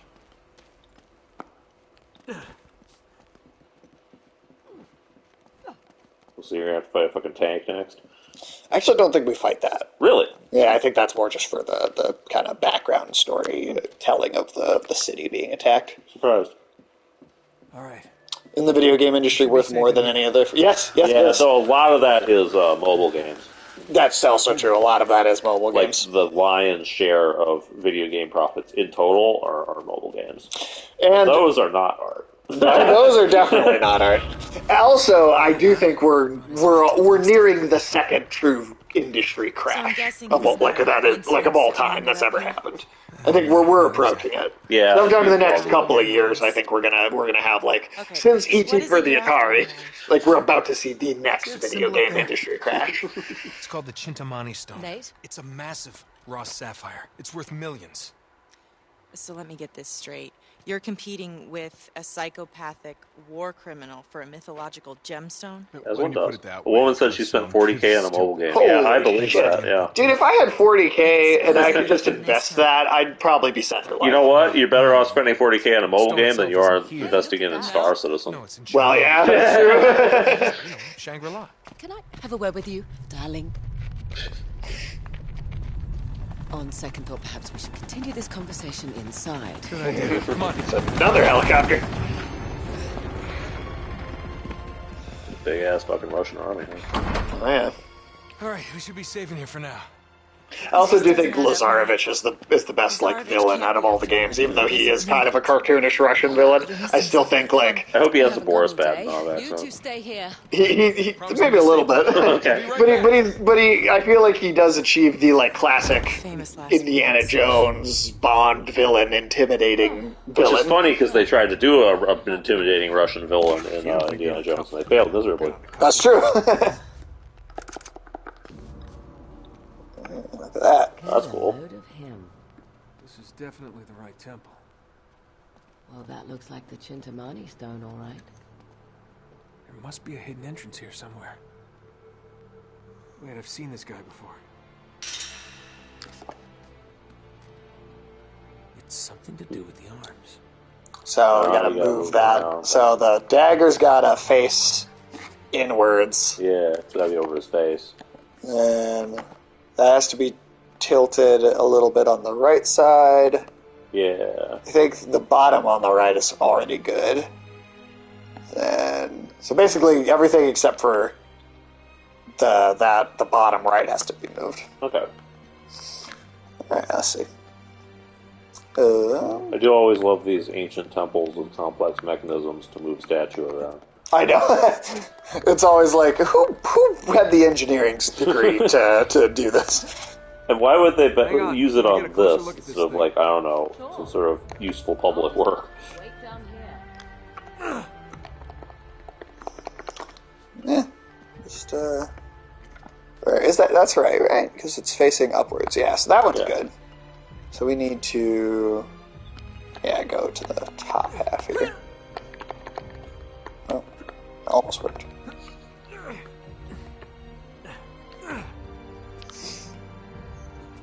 Oh, I'm exhausted just looking at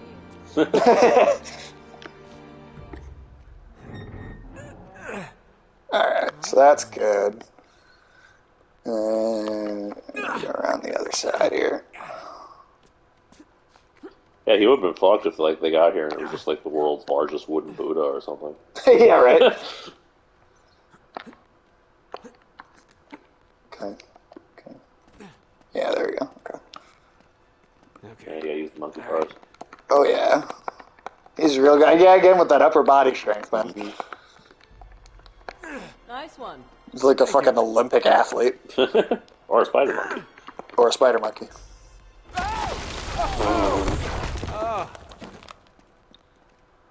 God, you're lucky.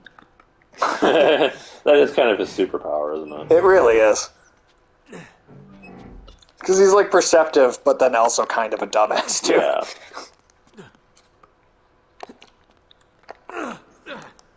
There we go. Alright, hey, come on, admit it.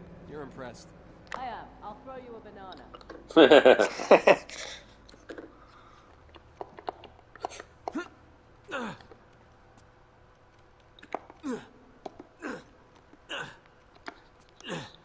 There we go.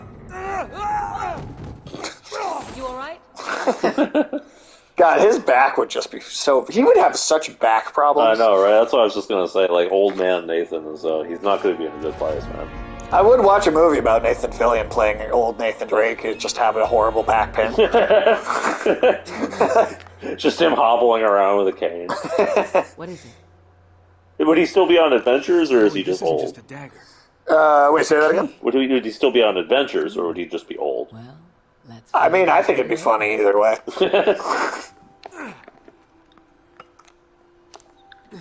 Yeah, just think we'll have back problems like that someday. Yeah, probably. Someday soon. Some days. I already have back problems.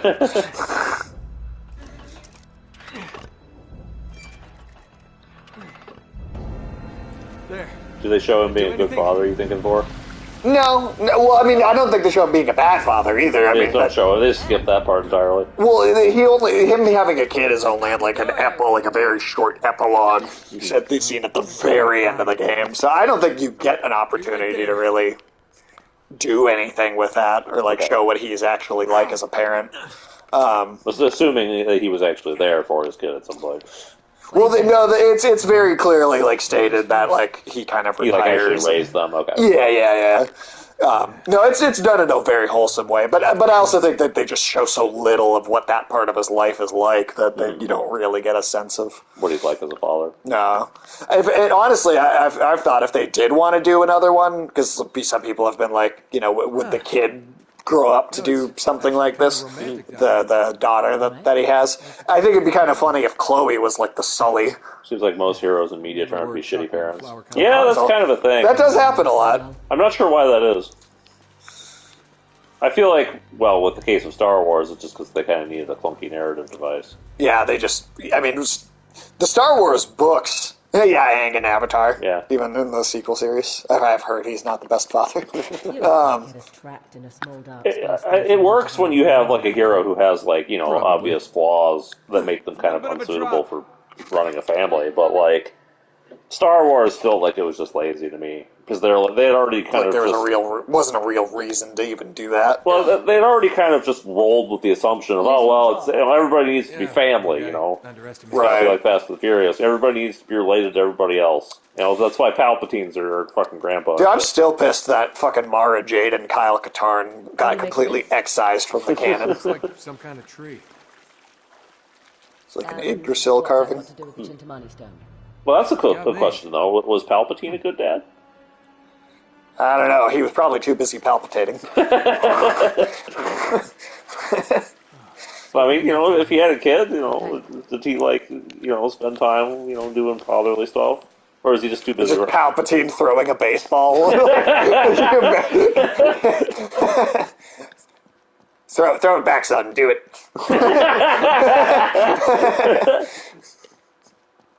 Yeah, it's like when they finally kill Palpatine, and he's like his whole life is flashing before his eyes. Is that like? You're probably wondering how I got here. Come on, could be worse, right? Okay, that's worse. Yeah, this is really romantic. Spikes. I hate spikes. We did it. Let's get the hell out of here. Sorry, yeah, they'll show those ancient engineers. They should have thought of guns. Yeah, they should have expected that.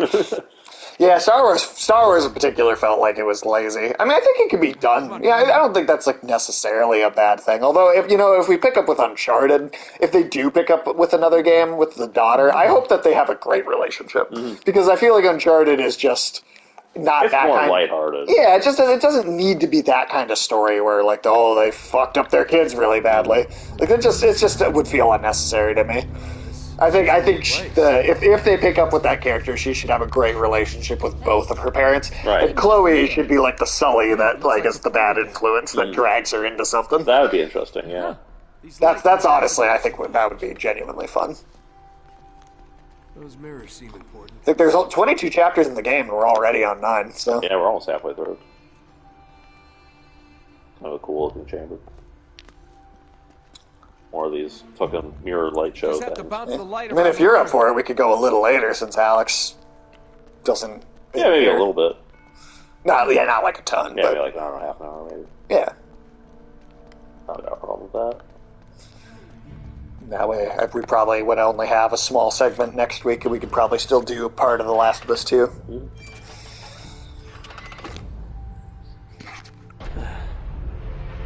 I'm trying to think of some like legacy characters in fiction that do become good parents, and I am struggling. Yeah, a lot of times, I mean, it's stuff like, I don't know, let's say some superhero, you know, like Hawkeye or some shit, where their work that they still do gets in the way of them being a parent, even if they mean well. Right.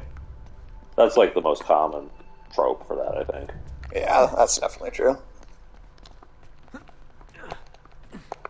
You got Batman as like an adoptive parent. Sasha is the only character with a good parent in all of Attack on Titan. That's fucking true. but he's like the best parent in the world. Though with Eren and Grisha, that's a bit complicated. Well, that's also true because it's like you got daddy issues, just traumatize your father back. I'll teach you to traumatize me. I'll traumatize me back. This seemed like such a good idea down there. Yeah. Oh, get back up.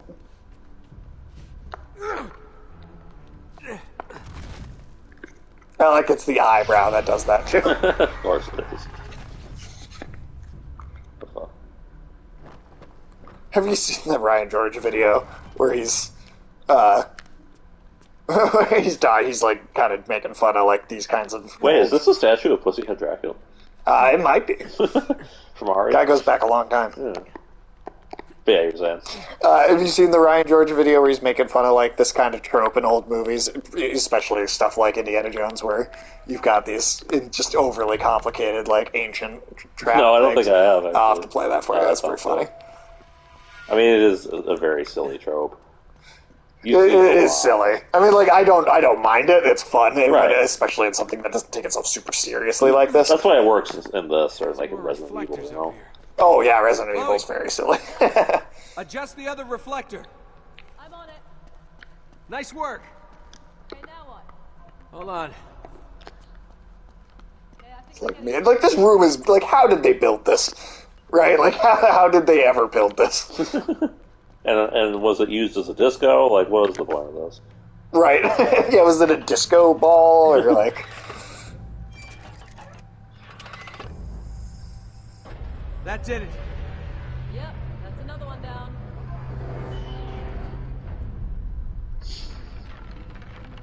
Yeah, there we go. Looks like that blade opened up. But yeah, I mean, this kind of stuff is always fine in, like, you know, a fairly lighthearted sort of adventure. Yeah, kind of like area. Indiana Jones, I never had an issue with it.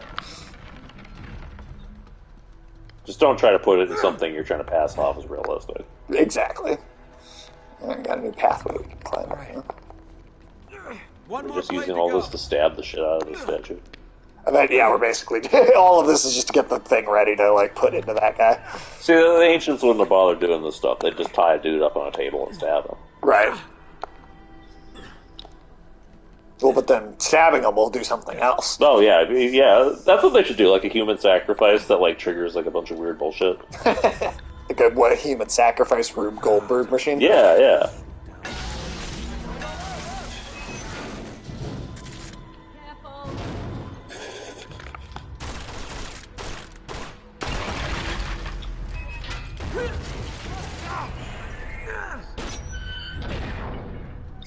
It would have been kind of funny if he did all that prep work to get all the lights in the right places, and then he just smashes the whole fucking room. I do like that sometimes, that in this at least, sometimes stuff does fall apart and not work 100% right. That's honestly still a little more realistic than some movies even. Mm-hmm. We just need to adjust that other reflector. On my way.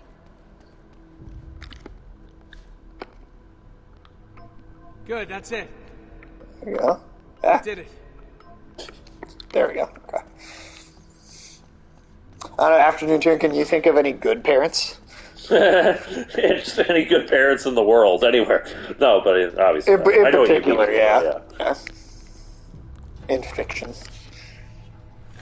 It's definitely like, that's a big anime trope for sure. Oh, Is the bad absentee father in particular. Well, the mothers, I don't feel like are depicted as being like shitty. No, usually. I mean that's just generally true across cultures. I feel like that's definitely. Usually, if a parent is a fuck up, it's going to be the dad. Yeah. I mean, you see it though. Mm. There's definitely precedent for that. I'm precedent for that. But It could be, much darker. It could be like those old fucking German fairy tales about like the mother who like, wants to like murder and eat her own children or whatever. Yeah, that's more my experience. I guess so. He got a crawl in his mouth.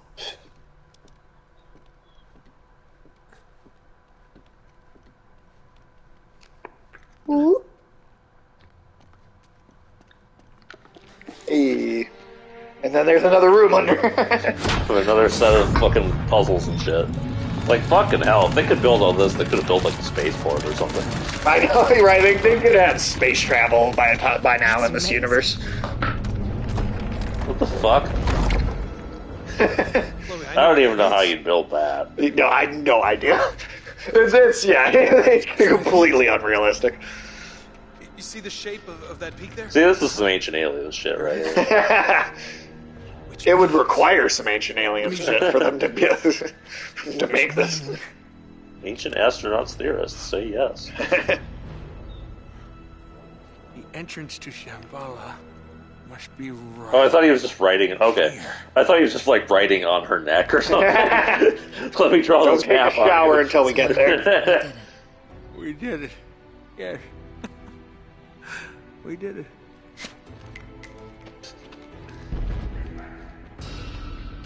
Crap, that kills the mood.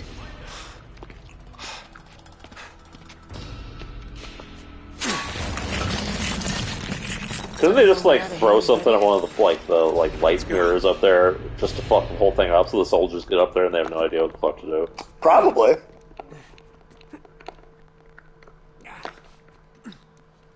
I do feel like that would probably work. Because I feel like, when do you ever see enemies in these things ever like figure any of this shit out?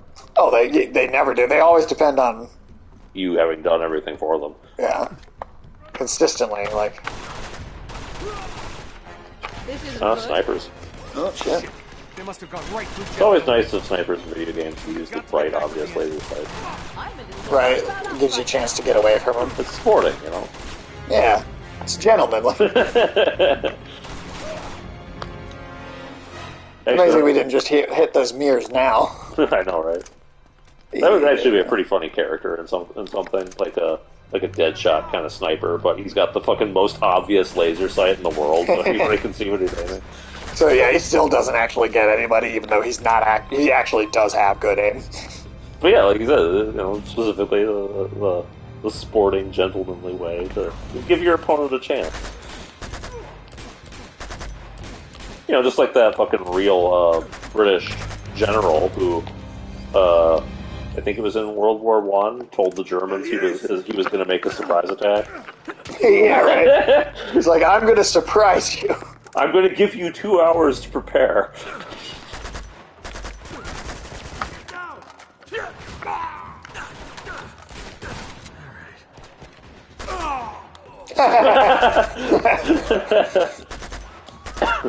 What the fuck did that guy do? He's just sort of doing like a weird rodeo thing with his arm before he fell over. Let's get out of here. We gotta hurry. Did that guy get... Okay, that was water there. I thought he got stuck in the wall. That does happen sometimes too, though. You ever just get guys stuck in your wall? Just squirrels. Look out! Oop. Oop. Not a great reload time, but okay.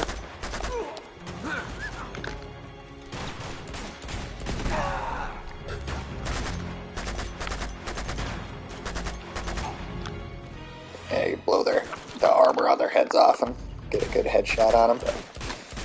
Fairly easily. I kind of wish you had more explosive weapons in this game, because I like the... Oh yeah, when they go flying.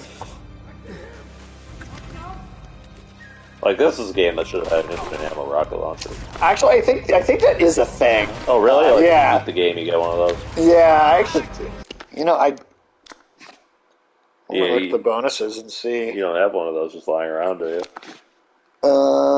Weapons, probably. Okay, so looks like I don't have them unlocked. Well, these look like just the regular weapons so far. Unless there's like so you have to collect a certain amount of the bonus treasures to get these things, and then I do think that you get infinite ammo for them. Oh, okay. If you want, so yeah, there's a rocket launcher right there. Sick. Found all treasures and collected the. So yeah, you have to do some stuff to get it, but. So okay, yeah, infinite ammo rocket launcher playthrough would be pretty fun. I don't think I've ever actually like gone out of my way to collect all the treasures in these games. Yeah, there's a lot of them. I take it.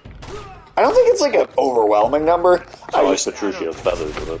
No, God, no. I don't think it's like that.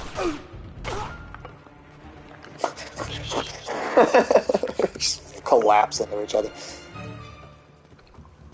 Still crazy that Assassin's Creed 2 is still one of the best games, you know, it's its entire franchise, and it came out forever ago. Well, I don't know what happened there. I'm not entirely sure either. Cat just fucking fell off. She does. She stepped on the phone. Are you just trying? You should desperate for some attention. She stepped on your phone and like slipped on the screen and then just sort of fell. Hi. Are you just you need some attention, huh? Yeah? Yeah, it's time. You're not paying attention to her. But we've been doing something else too long and now you can't handle it.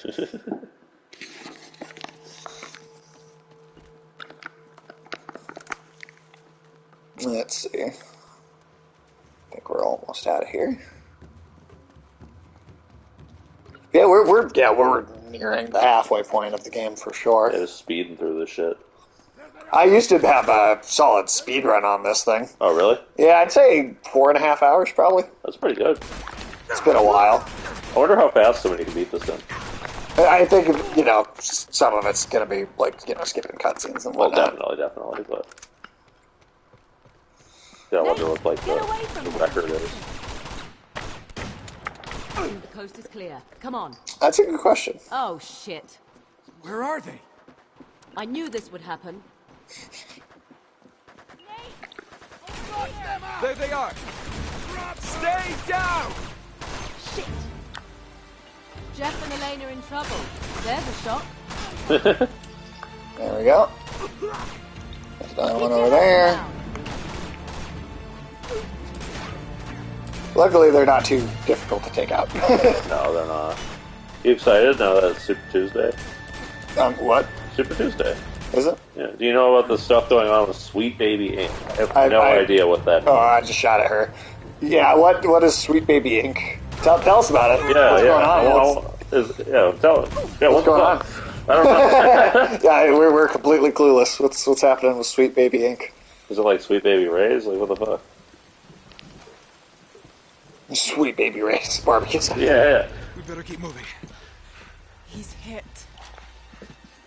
I'm okay. His name's just Camera Guy, so he's dead. God damn it, Cat. Stop it. Be fine. She wrecked everything over there. No, but she could have. Cats are good at that. No, leave that. It's busted anyway. You can't trust them around electronics. You really fucking can't. He's fine. Aren't you, Chief? All right, get the door open. He's never gonna make it. We have to leave him. And his name is Camera Guy. Get the door open, Chloe. I think his name is actually Jeff, but they don't. He's such a minor character. They don't say it that many times. All right, buddy, let's go.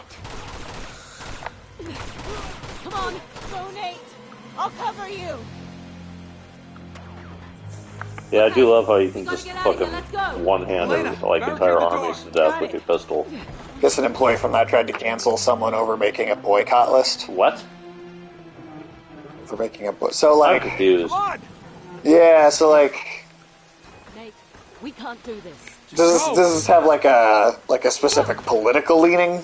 That's part of what is like the boycott was political in a way, or. Yeah, but what are they boycotting? I guess. I think we're clear.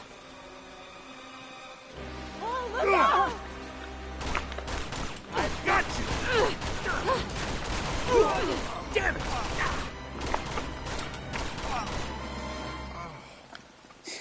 Oh. Just gave up the will to live. Oh, okay. Yeah, we can pull it up here. Yeah, let me see that real quick. So, there's that Ben Shapiro video too. Jesus. All right, let's see. What do we got here? Sweet Baby Inc. employees who tried to cancel Gamer over boycott list. Gets X account limited. What? Attempted to get a Steam curator list taken down as well as Gamer banned from the platform. Got her. Oh, so it's her Twitter account limited. Okay. Kindred. Steam curator harassment group Sweet Baby Inc. detected is led by this person. So I'm trying to be so slick they don't get reported. Huh. Even with the discriminatory language filed off, the group itself still fails the code of conduct. Discriminatory language? Some Twitter drama. It looks like it's some Twitter drama. That explains why I have no idea what this is. Return your account broke the rules. Accounts temporarily in read only. So, okay. So, like, what is what exactly? What instigated all this dumb shit? So let's see. Some of these images don't have like a good, clear view of what they're actually saying. Rolling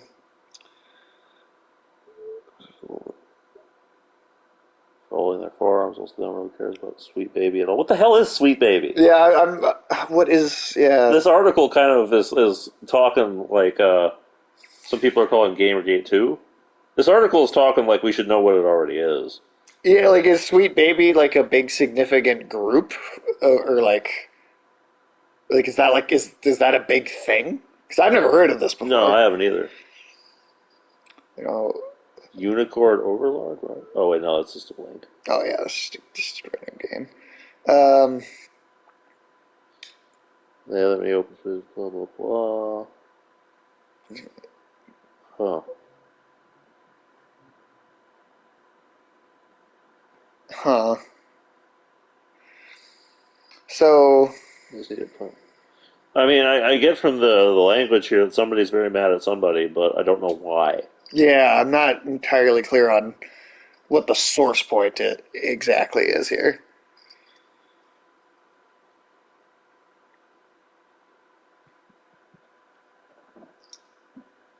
Wait, Zionists? What? All right. Is like some anti-Semitism shit? I think this seems like something to warn. Oh, okay. Okay. Is that what the Sweet Baby Steam curator list is then? Is it like anything that we perceive as woke we're putting on this thing? The list includes 16 games. Let's see, what are they? Tales of Kenzera, Neocab, Assassin's Creed Valhalla, Afterlife, Gotham Knights, South of Midnight, Kingdom 80s, Shadow Gambit, The Cursed Crew, Dungeons & Dragons, Dark Alliance. What do these games even have in common? They're all completely different. Yeah, I don't know. The employees called it out and tried to get it banned. Okay. Okay, so it's like this weird anti-woke Steam group and versus like the companies trying to silence them, basically. Huh. 12 games they've worked on includes Alan Wake 2, God of War Ragnarok. Oh, okay. So Sweet Baby Incorporated, is this like... So is Sweet Baby Incorporated... They're the website. I mean, they're the company involved, right? Well, it says the website features 12 games they've worked on, includes Alan Wake 2, God of War Ragnarok, Spider-Man. So is Sweet Baby Inc. like some sort of like freelance like game programmer employee company that like has people work on games in the industry? Is that the idea? Games like Alan Wake 2 and God of War are not currently listed because they're not available on Steam. That article is kind of shit. Yeah, I kind of agree with that. Like, I'm getting bits and pieces of it, but I feel like I'm not quite putting the whole picture together. What this article needs is, like, at some point, it should have just given you a summary of what's going on. Yeah, well, like, what is Sweet Baby Incorporated exactly? So, Sweet Baby, from what I'm gathering, is a company that's worked on a bunch of stuff, and they saw that some of their games were on this Steam curation list, where people had some sort of political issue with them, presumably some kind of woke thing. And then they're like, oh, we gotta shut these people up so that, people won't stop buying our game. That's kind of what I'm getting from it. Yeah, is there more to it than that, or I don't know. It just seems like some petty internet drama. It does. It very much seems like petty internet drama. Chloe, get out of there! It seems like one of those things where it's like, I think just an employee did, not the company. Okay. Okay. Okay. Well, I mean, I guess that depends on, is, like, the company going to fire them for doing that, or is it just sort of, you know... You gotta be joking. To what extent does the employee represent the company, I guess, is my question. Right. Well, also, like, yeah, I mean, does this... Come on! Yeah, I guess is it really blowing up so much that, like, people are, like, saying this is, like, Gamergate, too? I mean, maybe. It could. But it seems like the sort of thing that... It doesn't seem, Like, it's just like, this actually... how effective or affecting anyone, really, is the situation. I mean, Gamergate 1 started over some petty shit, so... That's true. Looks like mostly incel-type dudes, yeah. Yeah, that fits. But it's got their fedoras and their neckbeards. We can't just leave him here to die. Mad about it? Yeah. So are we if we Yeah. don't go now. I mean, but they get mad at everything now. They did literally everything. You wouldn't be able to make this game now. Chloe. Oh, yeah. That woman's got a gun. They would. Can you believe she just betrayed Nathan Drake? The incels would be mad about Chloe being a woman. They'd say she's not hot enough. They'd probably bitch about Claudia Black as an actress. And it would just endlessly dogpile on, Seriously. right? Because that's what they do. I saw the complaining about Zendaya. I've also seen some of that, too. Which... Why? What's wrong with her? If anything, I think her character is actually improved from the book version. You just can't help yourself, can you? I guess that makes us even. She dares, this version of Chani dares to disagree with Paul using her people as a political tool. Well, I mean, that's also part of it, for sure. This little man. Yeah, Lazarevich is a very over-the-top... Yeah, she's talking. Yeah, she talks back to him. Yeah, she's not just a fucking waifu. Concubine. She's not a waifu pillow. Right. Did you carry him all the way from the temple? Shame. And then he laughed, too. Tell me what you found in the temple. The answer that you're looking for. He's a very old-school movie villain. I know where the stone is, but you're not going to find it without me. Yeah, the dude looks like a G.I. Joe villain. Yeah, he does look like a G.I. Joe villain. And I will lead you right to it. You are gonna step on something and ruin it. Shadow. You are the reporter. Oh, you're gonna complain? Come up here and you complain? better pray that he is not bluffing. Search him. Yeah? Come on. Okay. Oh, the incels would also be mad because the male characters in this game aren't smart enough. Yeah. That's another thing you'll see sometimes. Brilliant, mate. Especially, well, I mean, this guy especially, because he is a dumbass. Yeah. Because incels have this weird sort of conspiracy theory about how all modern media is designed to emasculate men. People treat Gamergate like it was some revolution or something. Yeah, it was just kind of a cringe fest. Yeah, cringe fest is the best way to describe it, that's for sure. No problem.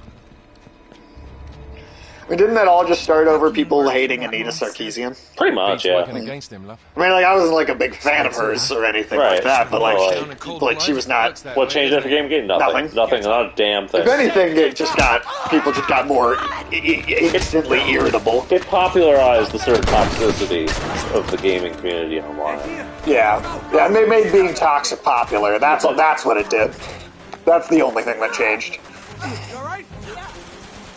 Keep going. This is some old school looking shots. I feel like this is Crash Bandicoot or something. The Naughty Dog did make Crash Bandicoot. Yeah. Might be an intentional reference, actually. I think it probably is, actually, yeah. When's Crash Bandicoot going to be running from helicopters in a third world? As soon as they make a Hollywood movie about it. Hurry! Up this way! They should have made Papa John's kill the villain at the end of that movie. Oh, Papa John's comes in and saves the day? Yeah, That'd yeah. be great. I mean, just like the Pepsi logo falling on that dude in Donald Webb. This way! Yeah, I don't know, man. Get down. Yeah. Things are stupid these days. Never better. People just... I don't know. People like to just dig up random shit to fight over. They really do. Even when none of it matters. I think we lost. Especially when it doesn't matter. Never should have got you into this mess. I mean, like if I don't like something, I might complain about it, and like talk with it amongst friends for fun, even. Oh, we knew what the But stakes like, were. I didn't see any major news outlet talking about this. Well, good. Hopefully it doesn't take off. Yeah, hopefully that doesn't happen and it stays something small because, good God, do we not need another one of those? Like, Jesus Christ. Go after her. I mean, maybe we can get one every week, you know. It all feels like we already do. Afternoon Tune, do you know about the incident in South Korea where like a straight up like sort of like almost Civil War-esque like political fight broke out over a character in an anime game not being scantily clad enough? It's complicated. I remember this. Yeah. The Ishmael swimsuit incident, it's called. The Ishmael swimsuit incident? That's such a ridiculous name, too. It's like... Then you know I don't really have much of a choice. No, oh, yeah, there you go. It's your time to shine, Ulysses. Okay, so there's some game, it's like some MMO that's really popular in South Korea, right? I forget what it's called. But it's sort of like a horror-themed kind of thing, right? And because it's horror-themed, even though it's like this anime game with all these, chicks and shit, they never really did any of like the typical, like, Asian MMO, like, sexy costumes for the female characters for a long time, right? Like, they avoided that for years. Shut up. Even though the fans were clamoring for that shit, right? And eventually they announced that they were going to start doing that, and that they were going to have the summer swimsuit event for two of the characters, one boy, one girl, right? And so all the fans were like, so excited because they were finally going to be able to jerk off with these characters they like so much, I guess. And then they did. Just get a dude popcorn tin. Then they did it, and the costumes in question were just like shorts for the dude, and then like a full body kind of diving suit thing for the chick, right? Still sexualized, right? It's one of those super skin tight, kind of Black Widow looking. But she wasn't showing enough skin for the fans of this She game. wasn't naked. Her tits weren't just out. So the South Korean internet lost its mind, where all these South Korean incels were convinced that the game had become a political tool being used by feminists to turn men gay by denying them anime titties. And they specifically wanted to go on a witch hunt for what they believed would be the artist responsible for this particular swimsuit design. They thought it would be, some radical feminist. And it turned out, of course, it was just a dude who made this design because he thought it was sexy. Right. Because it was a skin-tight, sexy costume. It wasn't even a fucking... And so the incels were like, oh shit, now what do we do? And so they're like, well, there must be a woman somewhere in the company we can blame. And so they dug, through this company's records, they went through, every single person who works there to find a woman that would have some kind of political history that they could use to scapegoat her.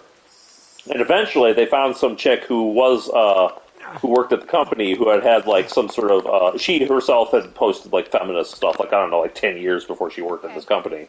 And that was mild, very mild, innocuous things too. And she had some work in the past as an artist, so they're like, it's her, it must be her. And so I shit you not, a mob of incels gathered outside the headquarters of this company. They somehow managed to bull rush their way through security, and they got up to the actual offices of the developers, where they staged this sit-in protest with this list of demands of how they had to fire this woman and how they had to give this public apology, and they had to admit that they were feminist propagandists and all this bullshit. And the company, instead of having any balls, just completely caved. They followed every demand. They had this chick fired, everything. But the incels didn't get to enjoy their victory for very long, because then the South Korean feminists rallied around this chick, and they threw their own counter demonstrations, right? And so the entire South Korean internet devolved into complete flame wars between South Korean men and women on both sides, right? The incels and the feminists leading the charge against each other. And South Korea apparently has like kind of a weird hyper-feminist movement too, so they're almost the counterpart to the incels. They're not they're not as bad, but they are almost like female incels in a way. I don't know if she can in South Korea. Here, yeah, you could do that. In Europe, you could probably do that. I'm not so sure about South Korea because they don't have workers' rights there. And like, I don't know if the laws really have enforced protections for like female workers in particular. Asian countries are not quite as they didn't go in the same direction as us with a lot of that stuff. But this did spark this massive fucking war where this chick basically became like a martyr. And this led to straight up violence in the streets in South Korea as like mobs of protesters on both sides were beating the shit out of each other. Like literally, like it almost looked like gang warfare in the streets. All over a fucking anime swimsuit. Yeah, that's it started with that and turned into fucking gang warfare. Been waiting to use that. Like borderline terrorist kind of shit. Like, did anybody ever plant bombs, or was it just? I don't know. Because I thought I remember reading that there was like bombs planted at one point. I could see it, yeah. I could have that wrong, but. So you got a plan B? So that was that was the whole. South Korea is a mess. There she is. Whew. Yeah, that was a fucking. I remember when that was playing out. That was a fucking weird moment in time. It's surreal, you know. It's like, do you people really have nothing better to do? Apparently, is there no cause to fight over that's more important than anime titties? Some people really. Are there not enough anime titties? Is there nowhere else on the internet that you can have anime titties? This was like a couple years ago, I think. Not like, but only a couple years ago. Yeah, right? It wasn't like, you know. Like, I think it was 2019. It was post-COVID. Post-COVID, okay. I want to say, like, Whoa. 2021, 2022. I might be wrong, but so within the last recent. 2-3, yeah.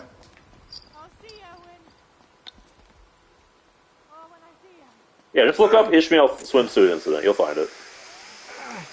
And the name Ishmael swimsuit. It's so ridiculous, too. I love the smell of train yards in the morning. That'll do it.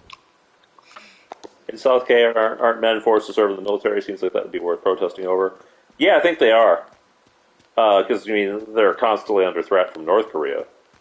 I think it's just sort of that's accepted because North Korea is like an actual legitimate threat to them.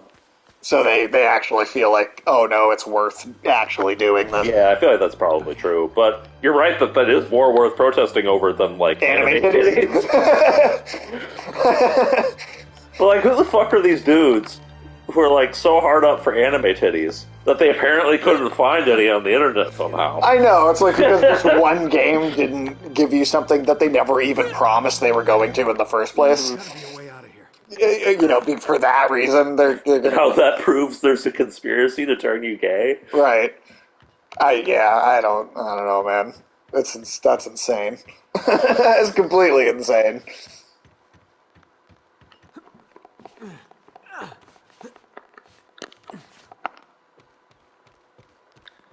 A fundamental part of the it's a conspiracy to turn you gay argument, of course, was that the male character with the shorts was showing more skin than the female character. Right, because, you know...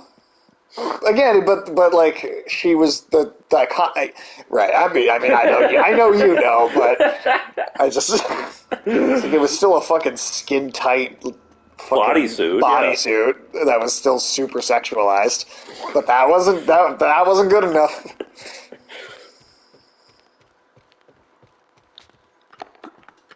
Oh, there we go. Get this whole thing moving. Oh shit! Yeah, we're starting to recognize the stuff from the big opening.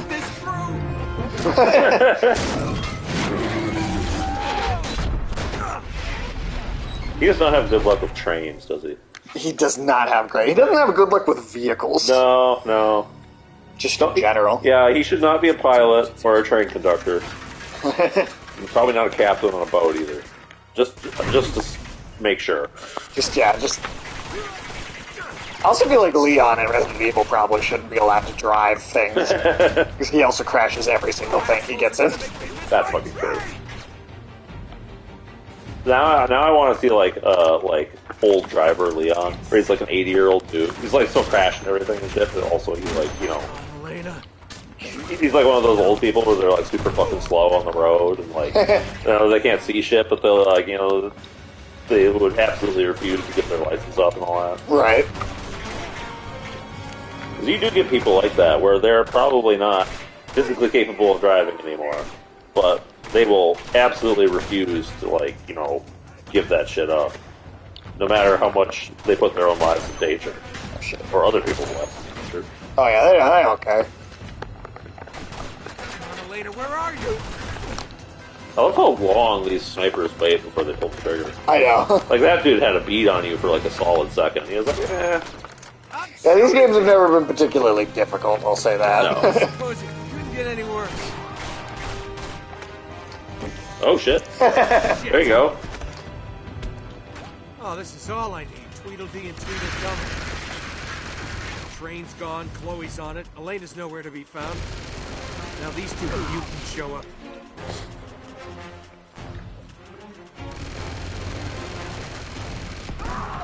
It's about time! Get in! Hurry!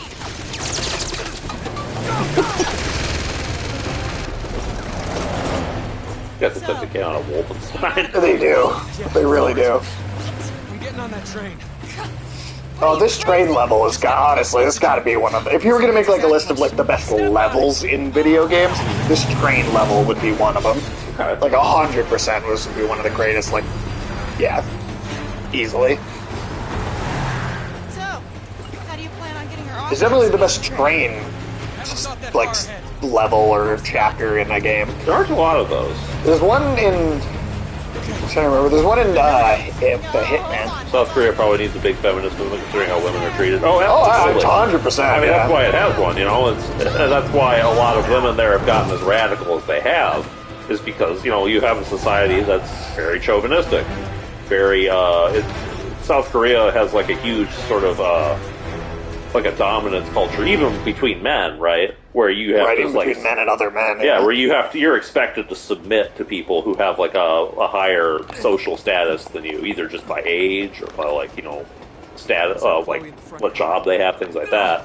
And women go through that quite a bit. Yeah, I mean, if it's a problem for men with other men, you know it's a problem for women. Hell, I remember hearing about like this plane crash that happened with a South Korean airline, and that happened entirely because the captain was refusing to basically take advice from his subordinates. Because they were women? No, because they were men. Oh, just because they were subordinates? Yeah, because they were lower status than him. And like, it's interesting because like based on the black box incident, well, you know, like the recordings of them talking, where like they're about to crash into a mountain, right?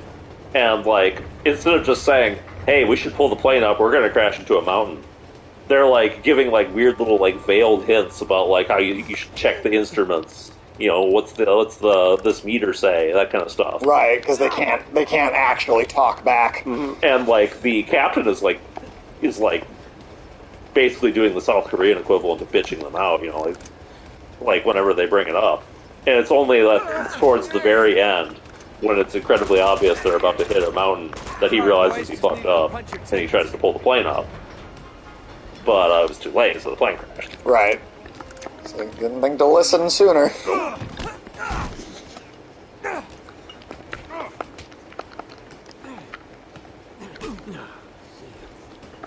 A lot of Asian countries kind of have that thing going on, where they still have that kind of old-fashioned, sort of different tier. Wow, even death is approaching Asian people or something.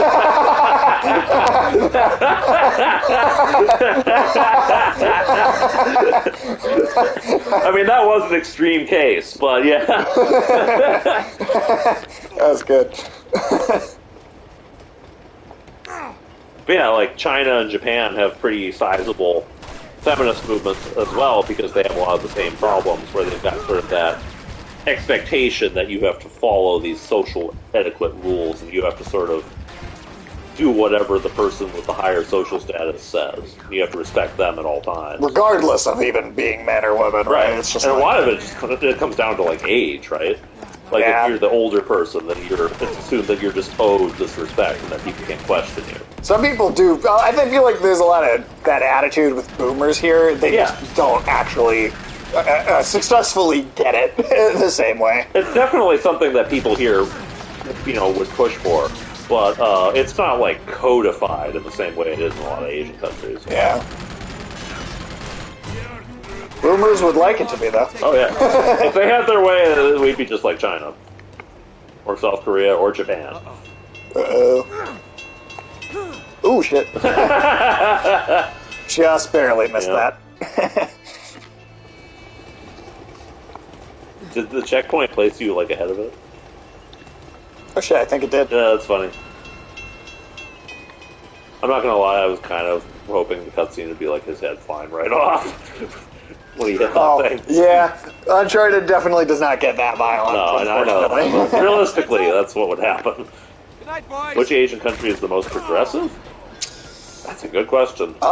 Certainly not Japan.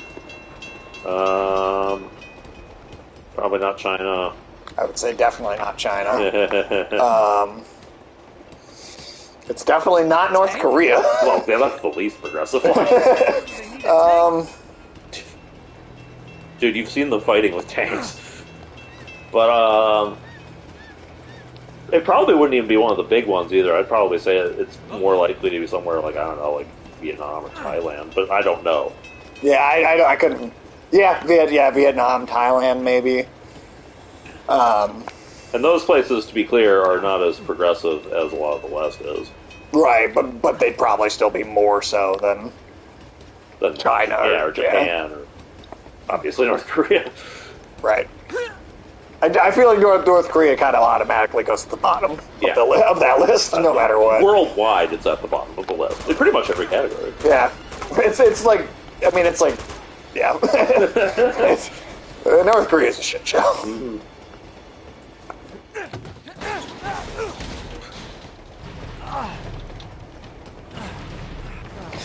What's that noise? I don't know too much about Laos. Actually, I was going to say that I don't really know. Aren't they still having problems with I don't know. terrorists and shit? I genuinely don't know. Militias and all that. Maybe. I might be thinking of like Cambodia or somewhere, but like Cambodia is definitely not. Yeah, I'm not sure about maybe Laos, but yeah, it sounds like they might have some problems. I know Cambodia has definitely not got its shit together. That whole region is still kind of a mess. Women serve in the military in North Korea, right? They do, but they're not like because of they're not given equal roles for sure. Yeah, and it's more of like a duty thing where like they're still expected to be kind of subservient. And women in North Korea they're definitely, there are a lot of risks in North Korea that are very unique for women. Like, there's a high chance of them being basically sold into slavery in North Korea by their own people. Or being, like, forced to serve, like, commie officials and shit. And I would suspect that there's probably a lot of that within the North Korean military. I mean, hell, the U.S. military had a massive problem with rape. In the Marines, there was a huge scandal of female soldiers, like in the Marines, that had to deal with their commanding officers trying to take advantage of them. Oh, shit. And if Kim Jong-un dies, does his sister take over? Probably. Probably. She seems smart. She seems scarier. Like, she runs the torture program. Yeah. So I feel like we're going to be in a worse place if she takes over. And I don't think she has cheese ankle either. She doesn't have cheese ankle. But if the U.S. military has problems with, rapists as commanding officers, I can guarantee you that in a society like North Korea, there's way more of that. Geez, around 14 already? Yep. Oh, yeah, already on 4 out of 22, I want to say. Already on 14. Because, like, in North Korea, you have almost no freedom to do anything about your stage 8 women.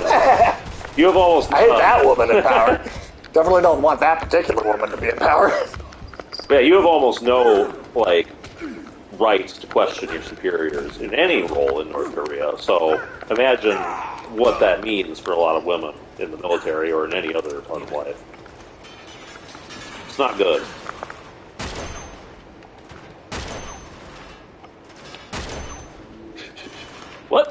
I think he jumped between the... That's the one thing that makes these shots slightly hard to line up, is the moving train. There we go. There, nice. You know what Sage does love in Power, though? Spider women. God damn it. Oh, man.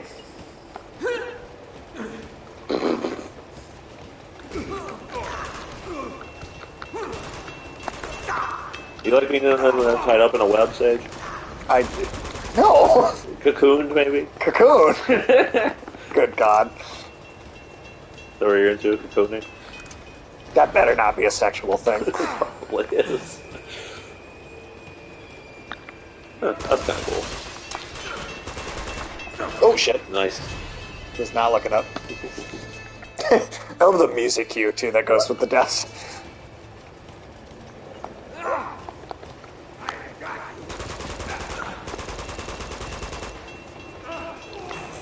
That guy got stuck to the ceiling. Did you see that shit? Yeah. Oh, yeah, there's treasure in there. I guess it is worth going down. Yeah, you really never know where they're going to be. They're just wherever the fuck. Yeah. And like I said, there's not even like a cultural specification. That's not like there are ones specifically having to do with Kublai Khan or Nepal. It's just like general Asian style. I don't even know if they're all Asian, to be honest. Well, the ones we've seen so far have them. That's true. But I do feel like, based on my memory, there might just be a bunch of random stuff from history. Honestly. I do like the idea of, like, you randomly find, like, I don't know, like, Joan of Arc's sword or some shit just in some temple in Tibet. I could be wrong. Maybe they are more specific than I'm thinking, but...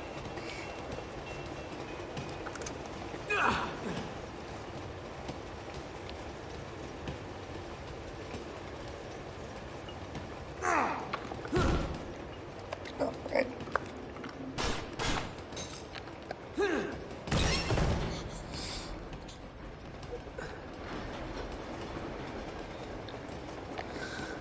Barricade is completely unmanned. That's weird. I mean, and all that's not to say that we don't have plenty of those issues going on over here, too. Well, that's what I was just referencing with the Marines, Yeah. Like, that was a big scandal.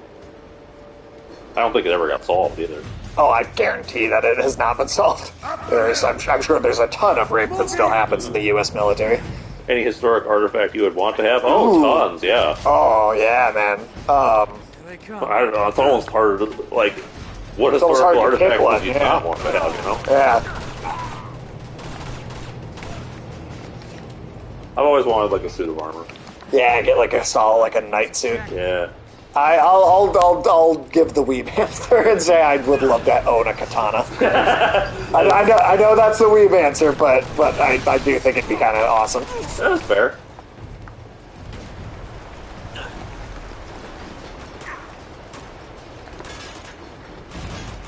But I mean, shit, like, honestly, anything. Even if we're talking, like, just some little, like, trinket or something, like a, like a Roman denarii. Yeah. Just like a little coin or something, but just the fact that it has that kind of significance. Or like, cool. one of those, like, little Egyptian scarab things. Yeah, oh, yeah.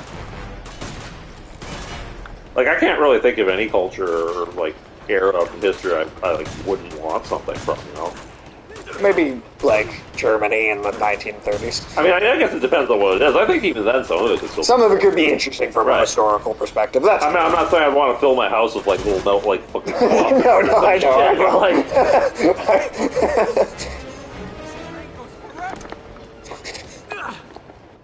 Take him out! It's hard to climb in all that armor. I like how dramatic that is. And he probably... I like that he's pulling the mutants, too. This dude's not gonna do it. This dude's gonna push over, isn't he? Well... Oh, I see. If I can get with them. Come on, would you fucking... I don't understand why you won't aim where I want you to. Maybe you should have just shot him. I don't think I have enough bullets to... I don't know if you have enough... There you go. There we go. I love that. Yeah, blow the train up. Not you again! Go, go, go, go, go. God damn, they should have sent Nathan Drake to Ukraine. I feel like Nathan Drake could take on any army in the world. Probably.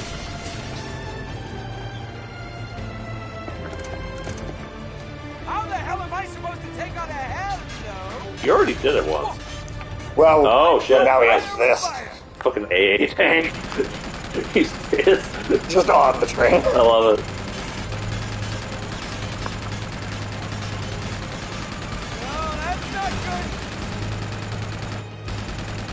Oh shit, oh shit. Oh, nice.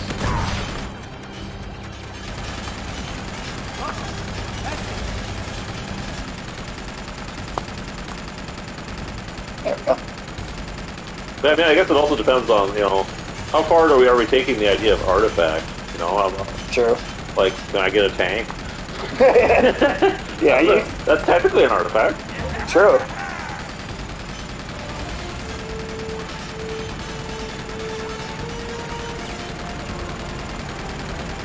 But again, it doesn't have to be fancy. Like a fucking medieval cup would be cool, Right. Give me the Holy Grail. Yeah, there you go. Drink out of it, man. Waste away in a second.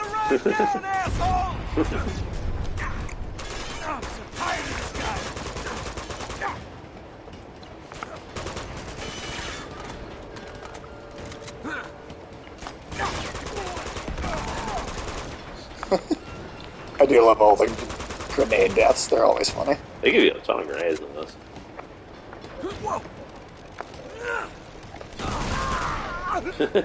Nice. Yeah, that's more ammo. Even if it's a little weaker. What about you, Afternoon Tunes? Anything you'd pick? Yeah. Anything, any particular things that you'd be super into? I'll just go through you.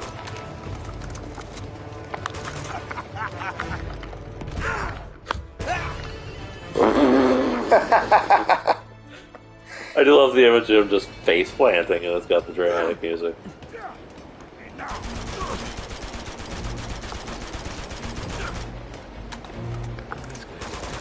So I think this Green Beret looking dude is like the... He's like a mini boss for sure, yeah. I think he smacked his hat off.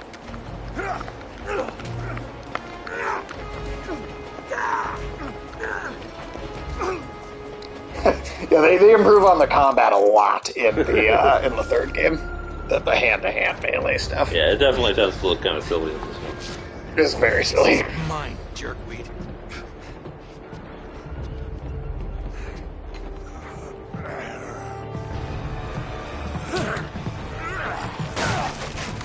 Are we gonna... Is there a nearby propeller we can shove this dude's face in? Yeah, that's definitely what it feels like set up for, right?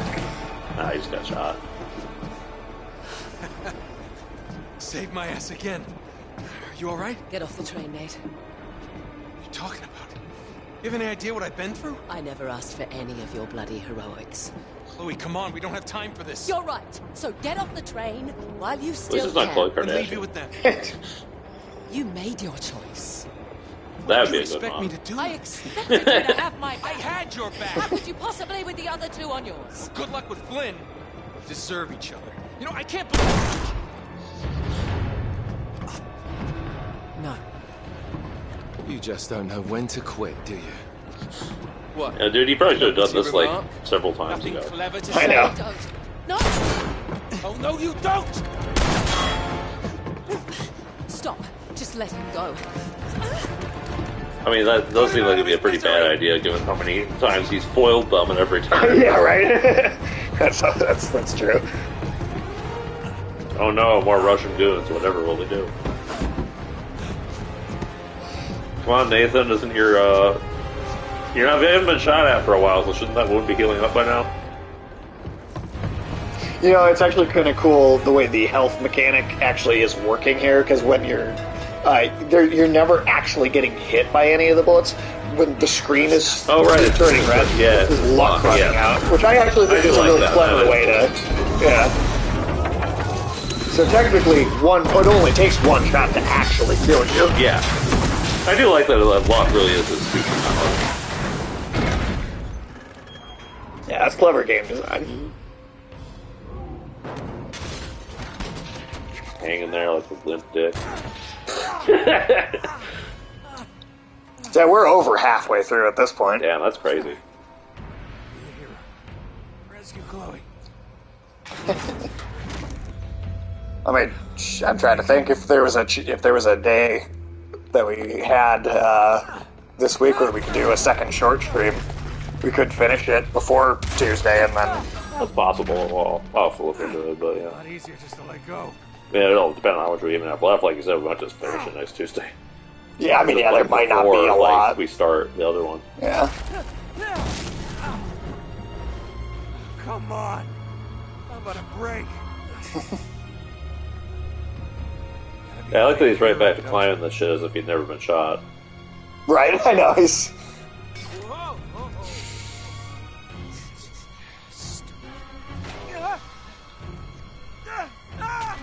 I do like the different tone of the music and the stuff in this. Like versus the first time you just went through it, yeah. Because you have more context for what's going on.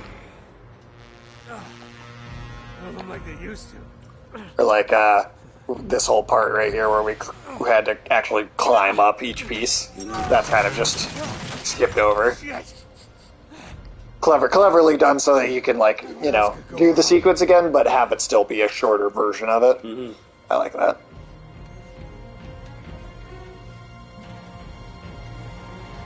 This one holds.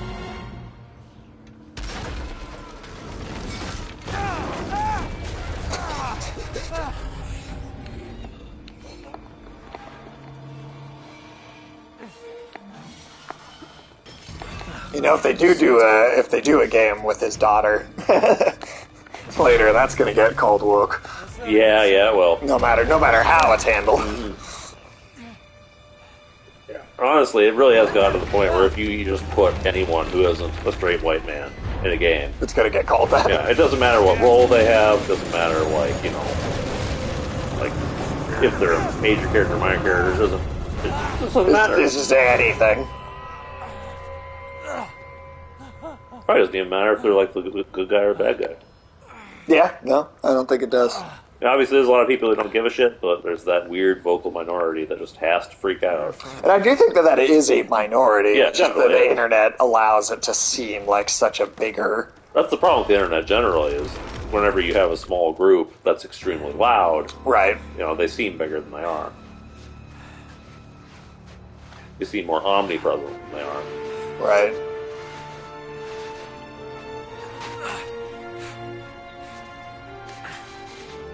I mean, that's why you get all the conspiracy theories blowing up. Right. So, I mean, birds aren't real has certainly got a lot more ammunition now. Yeah. Well, evil billionaires do look at conspiracy theories people make up and go, well, what if I turned it into something that really was happening? Yeah, like that fucking, the Chinese military building those fake robot birds. Yeah. It's like, come on. Like, why would you do that? Why? That's some pretty impressive tech, though. It is. They actually got the scary sci-fi. Yeah, they got the flapping wings and everything.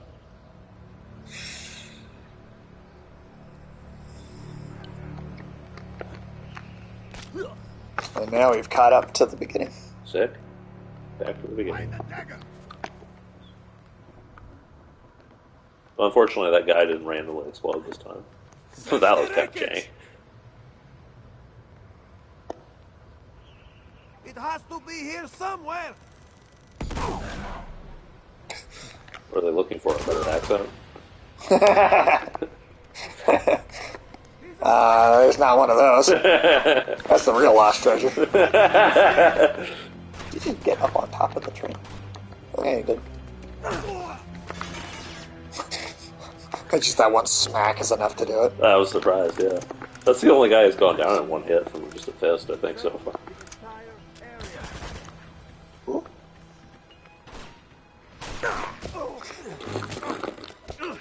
Sometimes they die faster if you are on like a Bring it on! If you're like on a higher height, because then you can do a move like a kick where you have leverage over them, so it'll actually change how much damage you're doing. That's kind of cool. Oh god. Oh, I think I might be dead. Yeah. I might be dead. Once we can get to that, there you go. It might be okay now. Ooh.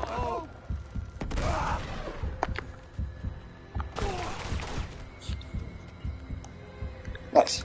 Yeah, that was definitely a close one. He's got the dagger.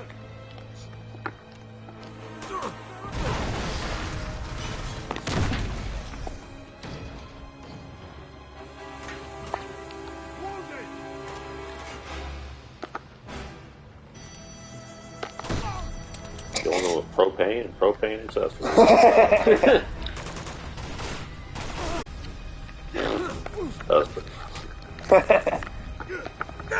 There is some jank here. There's definitely some jank here.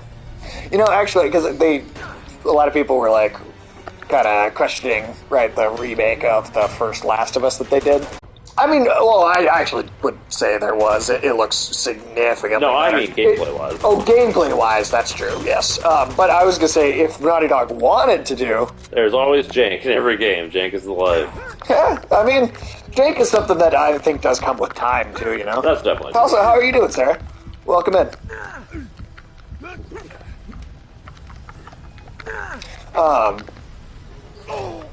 Okay. Oh! I love how he did that mid-air, too. His gun is just... His gun just pops off. Now that we've killed every enemy, he's limping again. Story guided. Yeah, that's funny. Well, his leg works when it needs to, I guess. His leg works on gameplay needs. Oh, I bet a lot of people these days wish they had that.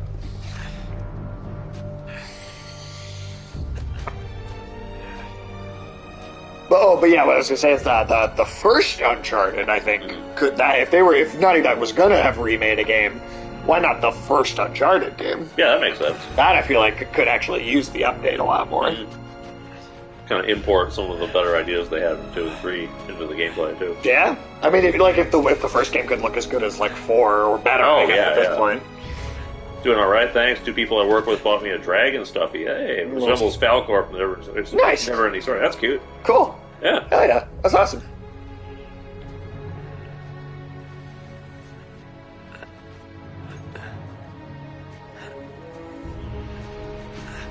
Yeah, shit, we got found by a Sherpa or something. Basically. You gonna guide us up Everest? You know, yeah, there's like so many bodies on Everest now that they're like, you need to fucking call someone else to come get your ass if you die. Yeah. Well, there's all kinds of just trash up there too, like random. A lot of people shitting on the mountain too. Mm-hmm. Well, also, isn't there like a piano just up there? I think there's a piano up there. Yeah. Like somebody wanted to do some dumb stunt where they're going to drag a piano up Everest or something, and then like it just they didn't make it all the way; it just sort of fell down a cliff. Now it's just sitting there. Yeah, people are just littering all over Mount Everest. Practically an outhouse at this point. Well, that's actually world's tallest outhouse. That's actually becoming a problem because so many people are just slipping on the shit. Well, yeah, because of the climate changing, warming up on the mountain. Is there gonna be like a shit slide? That's what's happening. There's like shit slides on Mount Everest now. God damn it! Because of global warming. You can't have nice things. God, it's probably messier up there than Paris. Because, I mean, at least people had the idea that, like, oh, it's cold, it'll just freeze. Mountain climbers on Everest use the dead bodies as waypoints of sorts. Kind of really morbid, but they have no way of getting the bodies out. Yeah, because they're all just... Well, maybe not yet, but soon they will, because it's starting to not be, like, a cold climate on the mountain anymore, and those bodies are all just going to start sliding down, because along with the melting ice. But they're probably just going to get like further lost in like gorges and pits. And that too. Areas. But they won't be at the top. That's true. They're going to stink up the area a lot more. They are going to stink up the area. The whole mountain's just going to smell like a rotting dead body and shit. Does anyone speak English? Come on, Nathan. I got it. Follow you. He's going to go around going, you can only speak American. Just be an obnoxious American tourist in a Tibetan village. It's a good way to get thrown out. It is a good way to get thrown out. What? Okay, come on, man. You know they don't speak English now. Yeah. You're getting a little lippy now. He's getting indignant about it. Considering he's like a historian. Mm-hmm. Yeah. It's like this world traveled really smart. Like, you would think. I do like the idea of a dumbass historian who doesn't actually know anything. Kick it back. Come on, kick back. Gets off the boat in any country. He's just like, oh, they don't speak English here. I better write this down. It's like he's made a discovery.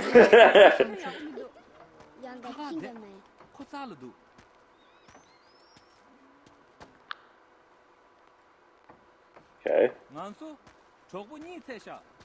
Just waiting for him to... Why'd you stop? They were just waiting for him. I think he's just talking to this guy. Oh, okay. Probably just catching up about like their kids. That, I don't know. Finding pianos on the mountain. Yeah, they're like, can you believe these fucking white people and their pianos? I know part of the reason why clearing the crap out of there is so difficult is because it's too high for them to get helicopters up there. Yeah, they've started asking people to bring bags with them and pick up their shit. Like, as they go. Yeah. How are they going to enforce that, though? I don't think they can. But they're asking you. They're asking you to try. I know it's also just littered with, like, old tents and oxygen tanks and all that kind of crap. Yeah? You know, when people climb the mountain, they're like, oh, well, I did that part. And just drop all my crap here and walk home. Yeah. Literally and figuratively. Yeah. Just when I thought I had nothing left to lose. Nate! Oh, thank God you're all right. I'm sorry, It's all right. Elena, tell me you have some idea of what's going on. I mean, how long have I been here? Yeah, only a few days. I followed the tracks to the wreckage. What the but hell also, happened? What's up? I mean, I was going to pull up that voice actress. Turns out she wasn't exactly Emily looking to be Rose, rescued. I want to say is her name. Okay. Wait, did she do that? No, I have Flynn to thank for this. Yeah, got to. Yeah, like if you were gonna do Uncharted as a movie, you just fucking get her to act. Yeah, she just looks the part. She just looks like that. Like you you don't need to cast anyone else. So, our mysterious guest awakes. Nate, this is Carl Schaefer. How are you feeling? Good, thanks. Good. Please, sit. On me. Twitch app really could be a lot better. Yeah, well, I mean, it's doing better. The mobile version crashes a lot. It's doing better than Facebook right now. That's true. Years ago, I didn't even realize it says games and demos under the... Oh, shit. Doesn't actually say Uncharted 2. Weird. I was hired to lead an I guess you gotta fix that shit. to find right now that we're almost done. Yeah. Better late than never. What they really wanted was the Chintamani stone. So, my friend, where did you find this? Borneo. Why? This is the key to Shambhala. It's the one object your opponent desperately needs, even if he does not know it yet. Oh, I think he knows. Look, I'm very grateful for everything you've done for me. Got it all set up again. But I'm through with What's this. that? Yeah, properly set up now. Yeah, Cool. now it's good. They have beaten you, huh? Your quest is over? Yeah, that's right. What if it's only beginning? Yeah, time to fall down another couple trains. You can buy any one house in the world and not have to pay for anything in regards to utilities, tax, etc. What house would you buy and why? The truth is, everything I touch turns Oh, like a pre-existing one. Come on, I'm through playing the hero. Your adversary will not give up so easily. He will not stop. I guess it depends what counts as a house. Oh, yeah? Like, well, more power is to a mansion a house? How weird can you get? Is a castle a house? Can I be like Nicolas Cage? Yeah, I'd be like Nicolas Cage. I'd buy a castle in like Ireland. Yeah. I'd go live in an Irish castle. That's what I'd do. The Emperor of China used to live in the Forbidden City. Does that count as a house? I say so. Is that your pick? The Forbidden Let's City? do that. Hell yeah. The stone itself. I guess, can I get internet in that Irish castle? That's a good question. You might not. I don't think they're properly built for Wi-Fi? Oh, no, unfortunately. And what if he's Medieval architects, they kind of sucked. They hadn't thought about how to hook up all the cables. Yeah, those pieces of shit. Inconveniencing my desire for castles. Something you can see with your own eyes. Tenzin, Tinsanantara Tingonre. Find the remains of my expedition, and you will have your proof. Tenzin will guide you. Yeah, it is a Sherpa.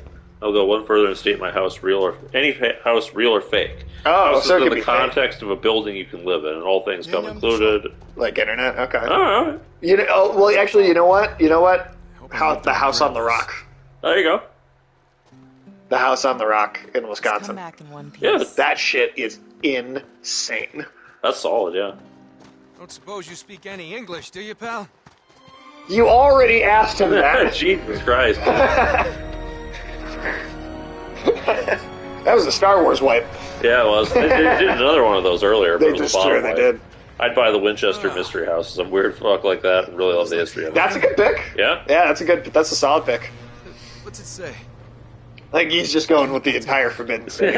I mean, maybe not the Forbidden City just because it's in the middle of Beijing, you know, like... Right. So, like, lots of people around, you know? Right. So, like, maybe it's more a little more... out if it's your house.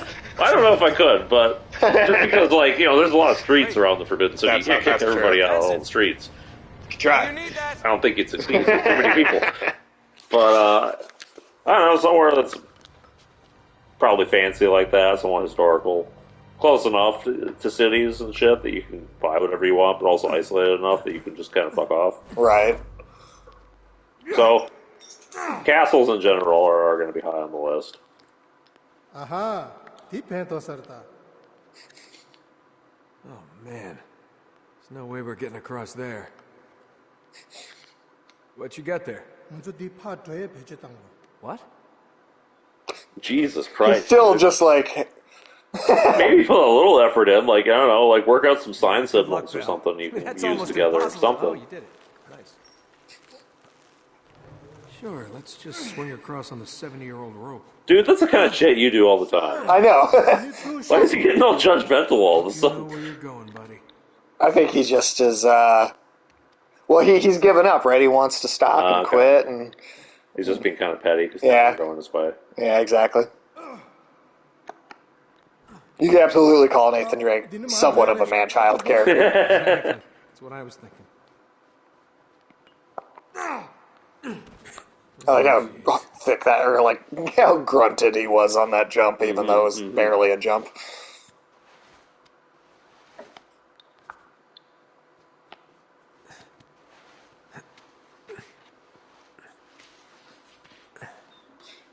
I wonder when games are going to stop having you constantly squeeze through tiny spaces disguised as loading screens. Never. I mean, these current systems should allow that to not be necessary as a part of game design anymore, but the engines have some catching up to do with that. Yeah. Yeah, that's definitely true. Forbidden City would be pretty bitchin' to live in. That place is huge. It's a lot of space. Yeah. Looks like we're on the right track. Feel like you fill that whole thing up? Easily. Easily? Well, I mean, if I can get other crap in there, you know. I mean, I guess if it comes with everything you need for it, then yeah. Oh, that way. There's actually a really nice like Chinese villa in Shanghai. It's like been like perfectly preserved since like the 1500s or some shit. Oh yeah. And that place is like it's got like a massive like garden and all these like really nice houses and stuff. Wow. Yeah. That's cool. I forget the name of it, but I might pick that one just because it's slightly more isolated than the Forbidden City. Yeah, I'm cool with this. Like, I'd go live on the moon if I had the option, to be completely honest. It would just be difficult to get stuff, you know, lifted up to you. Right. That's true. Did you hear about all those fucking water bears that, like, we crashed all over the moon? Yes. Yeah. Those things can survive. I'd go live up there with the water bears. Yeah? Yeah, why not? I feel like they'd be decent roommates. That's true. What are they going to do, you know? They don't fuck up stuff too much. These are snow boots, not track shoes. More wolves. Fantastic. Oh, is this another game where we get to kill dogs? No. Okay, I thought you picked it up for that reason. No. Dead a long time. Well, we would have been doing that today. That is true, that's true. Must have been one of Schaefer's men. Wait, what?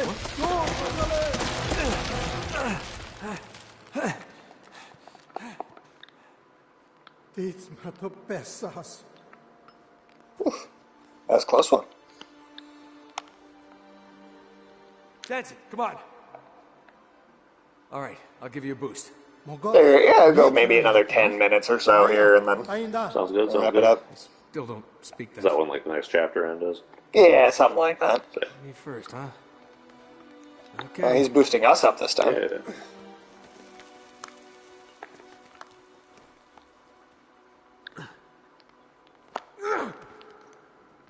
These handholds are just ice. Ugh. I don't know how he doesn't have frostbite. Right? Yeah, no gloves at all. Mm-hmm. It's a recipe for disaster.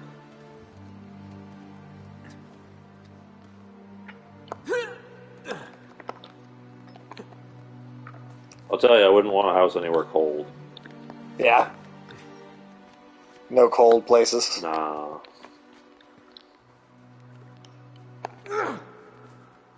You already get enough of that here. Exactly. Oop. Whoops. I thought that was a handhold right there, but I guess not. Can be a little hard to tell.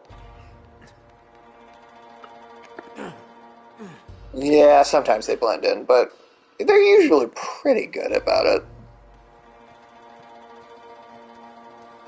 Final Fantasy VII, they're all just like painted yellow. They're very, very obvious there. What's the name of that fucking crazy Bavarian castle? Like the one in the mountains? Ooh, I know what you're talking about, the but I one don't with know the name. the Mad King who used to like throw peasants off the mountain and shit. That was the one he built. Yeah, no, I know exactly what you're talking about, but I'm not sure what the name of it is. I don't remember the name of it, but it looks badass as hell. Crazy place. Oh, yeah. I mean, it's definitely one of those sort of nobility castles that was built in like the 1700s, 1800s, rather than a functional castle. But right, more just for appearances than anything else. I got you. There you go.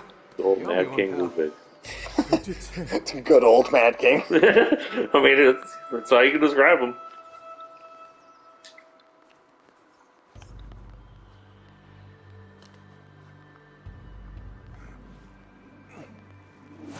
I wonder if we're going to get more, like, leadership in the near future that's going to be like, you know, the crazy kings of old, you know? More? Yeah. I feel like we are. I mean, I feel like we're there. Alright, need more swing on that. I mean, Biden's pretty fucking nuts, but he's never given, like, a speech about how he's been, you know, impregnated by an elephant or anything like that. Yet. Yeah. Yeah, give him a few years. He could get there. There we go.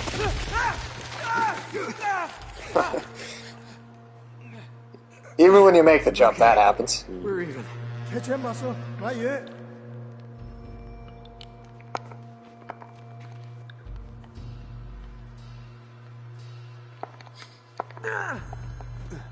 What the hell was that? Yeah, muscle.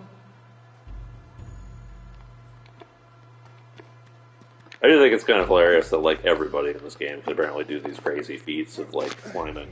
Oh yeah, every major significant character, they're all over it.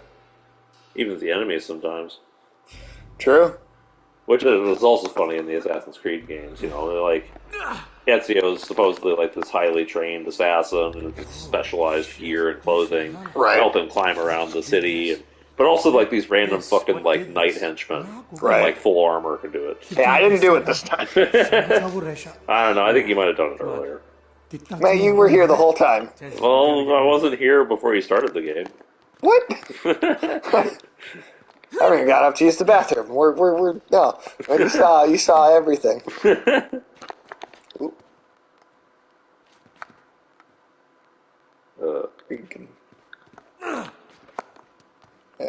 Yeah, it's dark over here. Yeah, it is. I guess he's waiting for me to go further.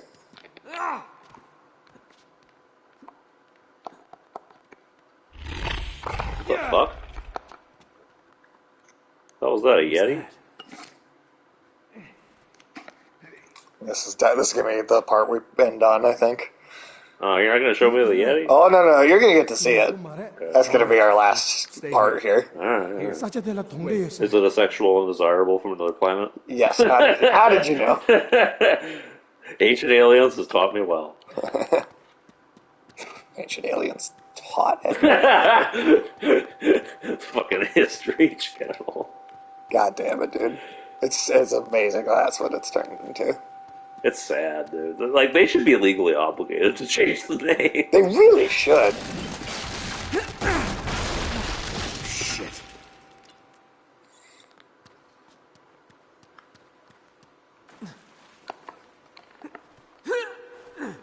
I mean, at least the TLC made it TLC. So, like, when you say it out loud, it doesn't sound like they're saying the Learning Channel anymore.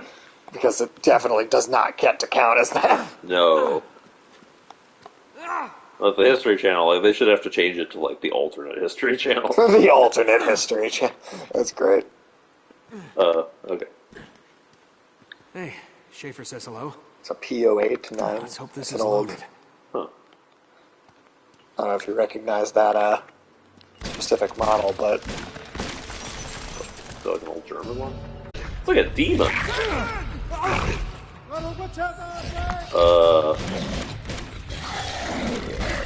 Alright, I wasn't expecting this to turn into Doom.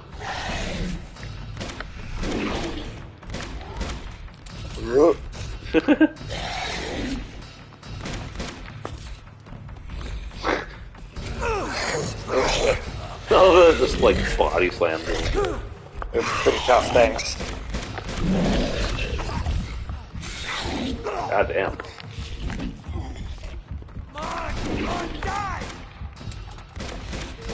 Oh, now he's fought both the both zombies and the Yeti. Yep. Yeah, I think this is handled much better in this one. I think the zombie stuff feels weird in the first game. Kind of comes out of nowhere. Doesn't really feel like a natural part of the story, you know? Whereas this, I think, is the way that this all plays out feels like it fits into the world much better. Right.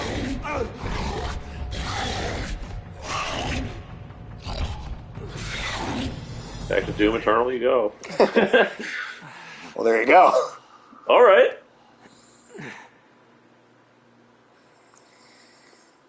The hell was that thing? That's Tibetan for it was an alien that was abandoned here because no one would fuck him. I just want to go a little further ahead to make sure absolutely certain that checkpoint so we don't have to do it again. So, all right here. I'll boost you up there. But yeah, we'll wrap up about here. Sounds good to me, man. It is getting pretty late. And we're well over the halfway point of the game at this point. So, yeah, let me know if I suppose, in particular, I'd say Thursday. If you end up having any time Thursday, let me know. Maybe. It'll also depend on like exactly how much time-wise we got left of this. Oh, I could check a walkthrough to be absolutely certain, but I was probably supposed to wait. I like how he kind of like hovered there for a second before he kept falling. Okay, so it'll stay here. Yeah, that's good enough. Cool. All right. Well, on that note, so actually, I wonder, do we have any? Can we get anything out of that? No, we just have the. Can we get like a skin where we can play as the Yeti? I don't think so, unfortunately. Genghis Khan. Wetsuit Drake. Oh shit! But is that wetsuit sexy enough? I don't know. I don't know if it's skin tight. Oh shit, man!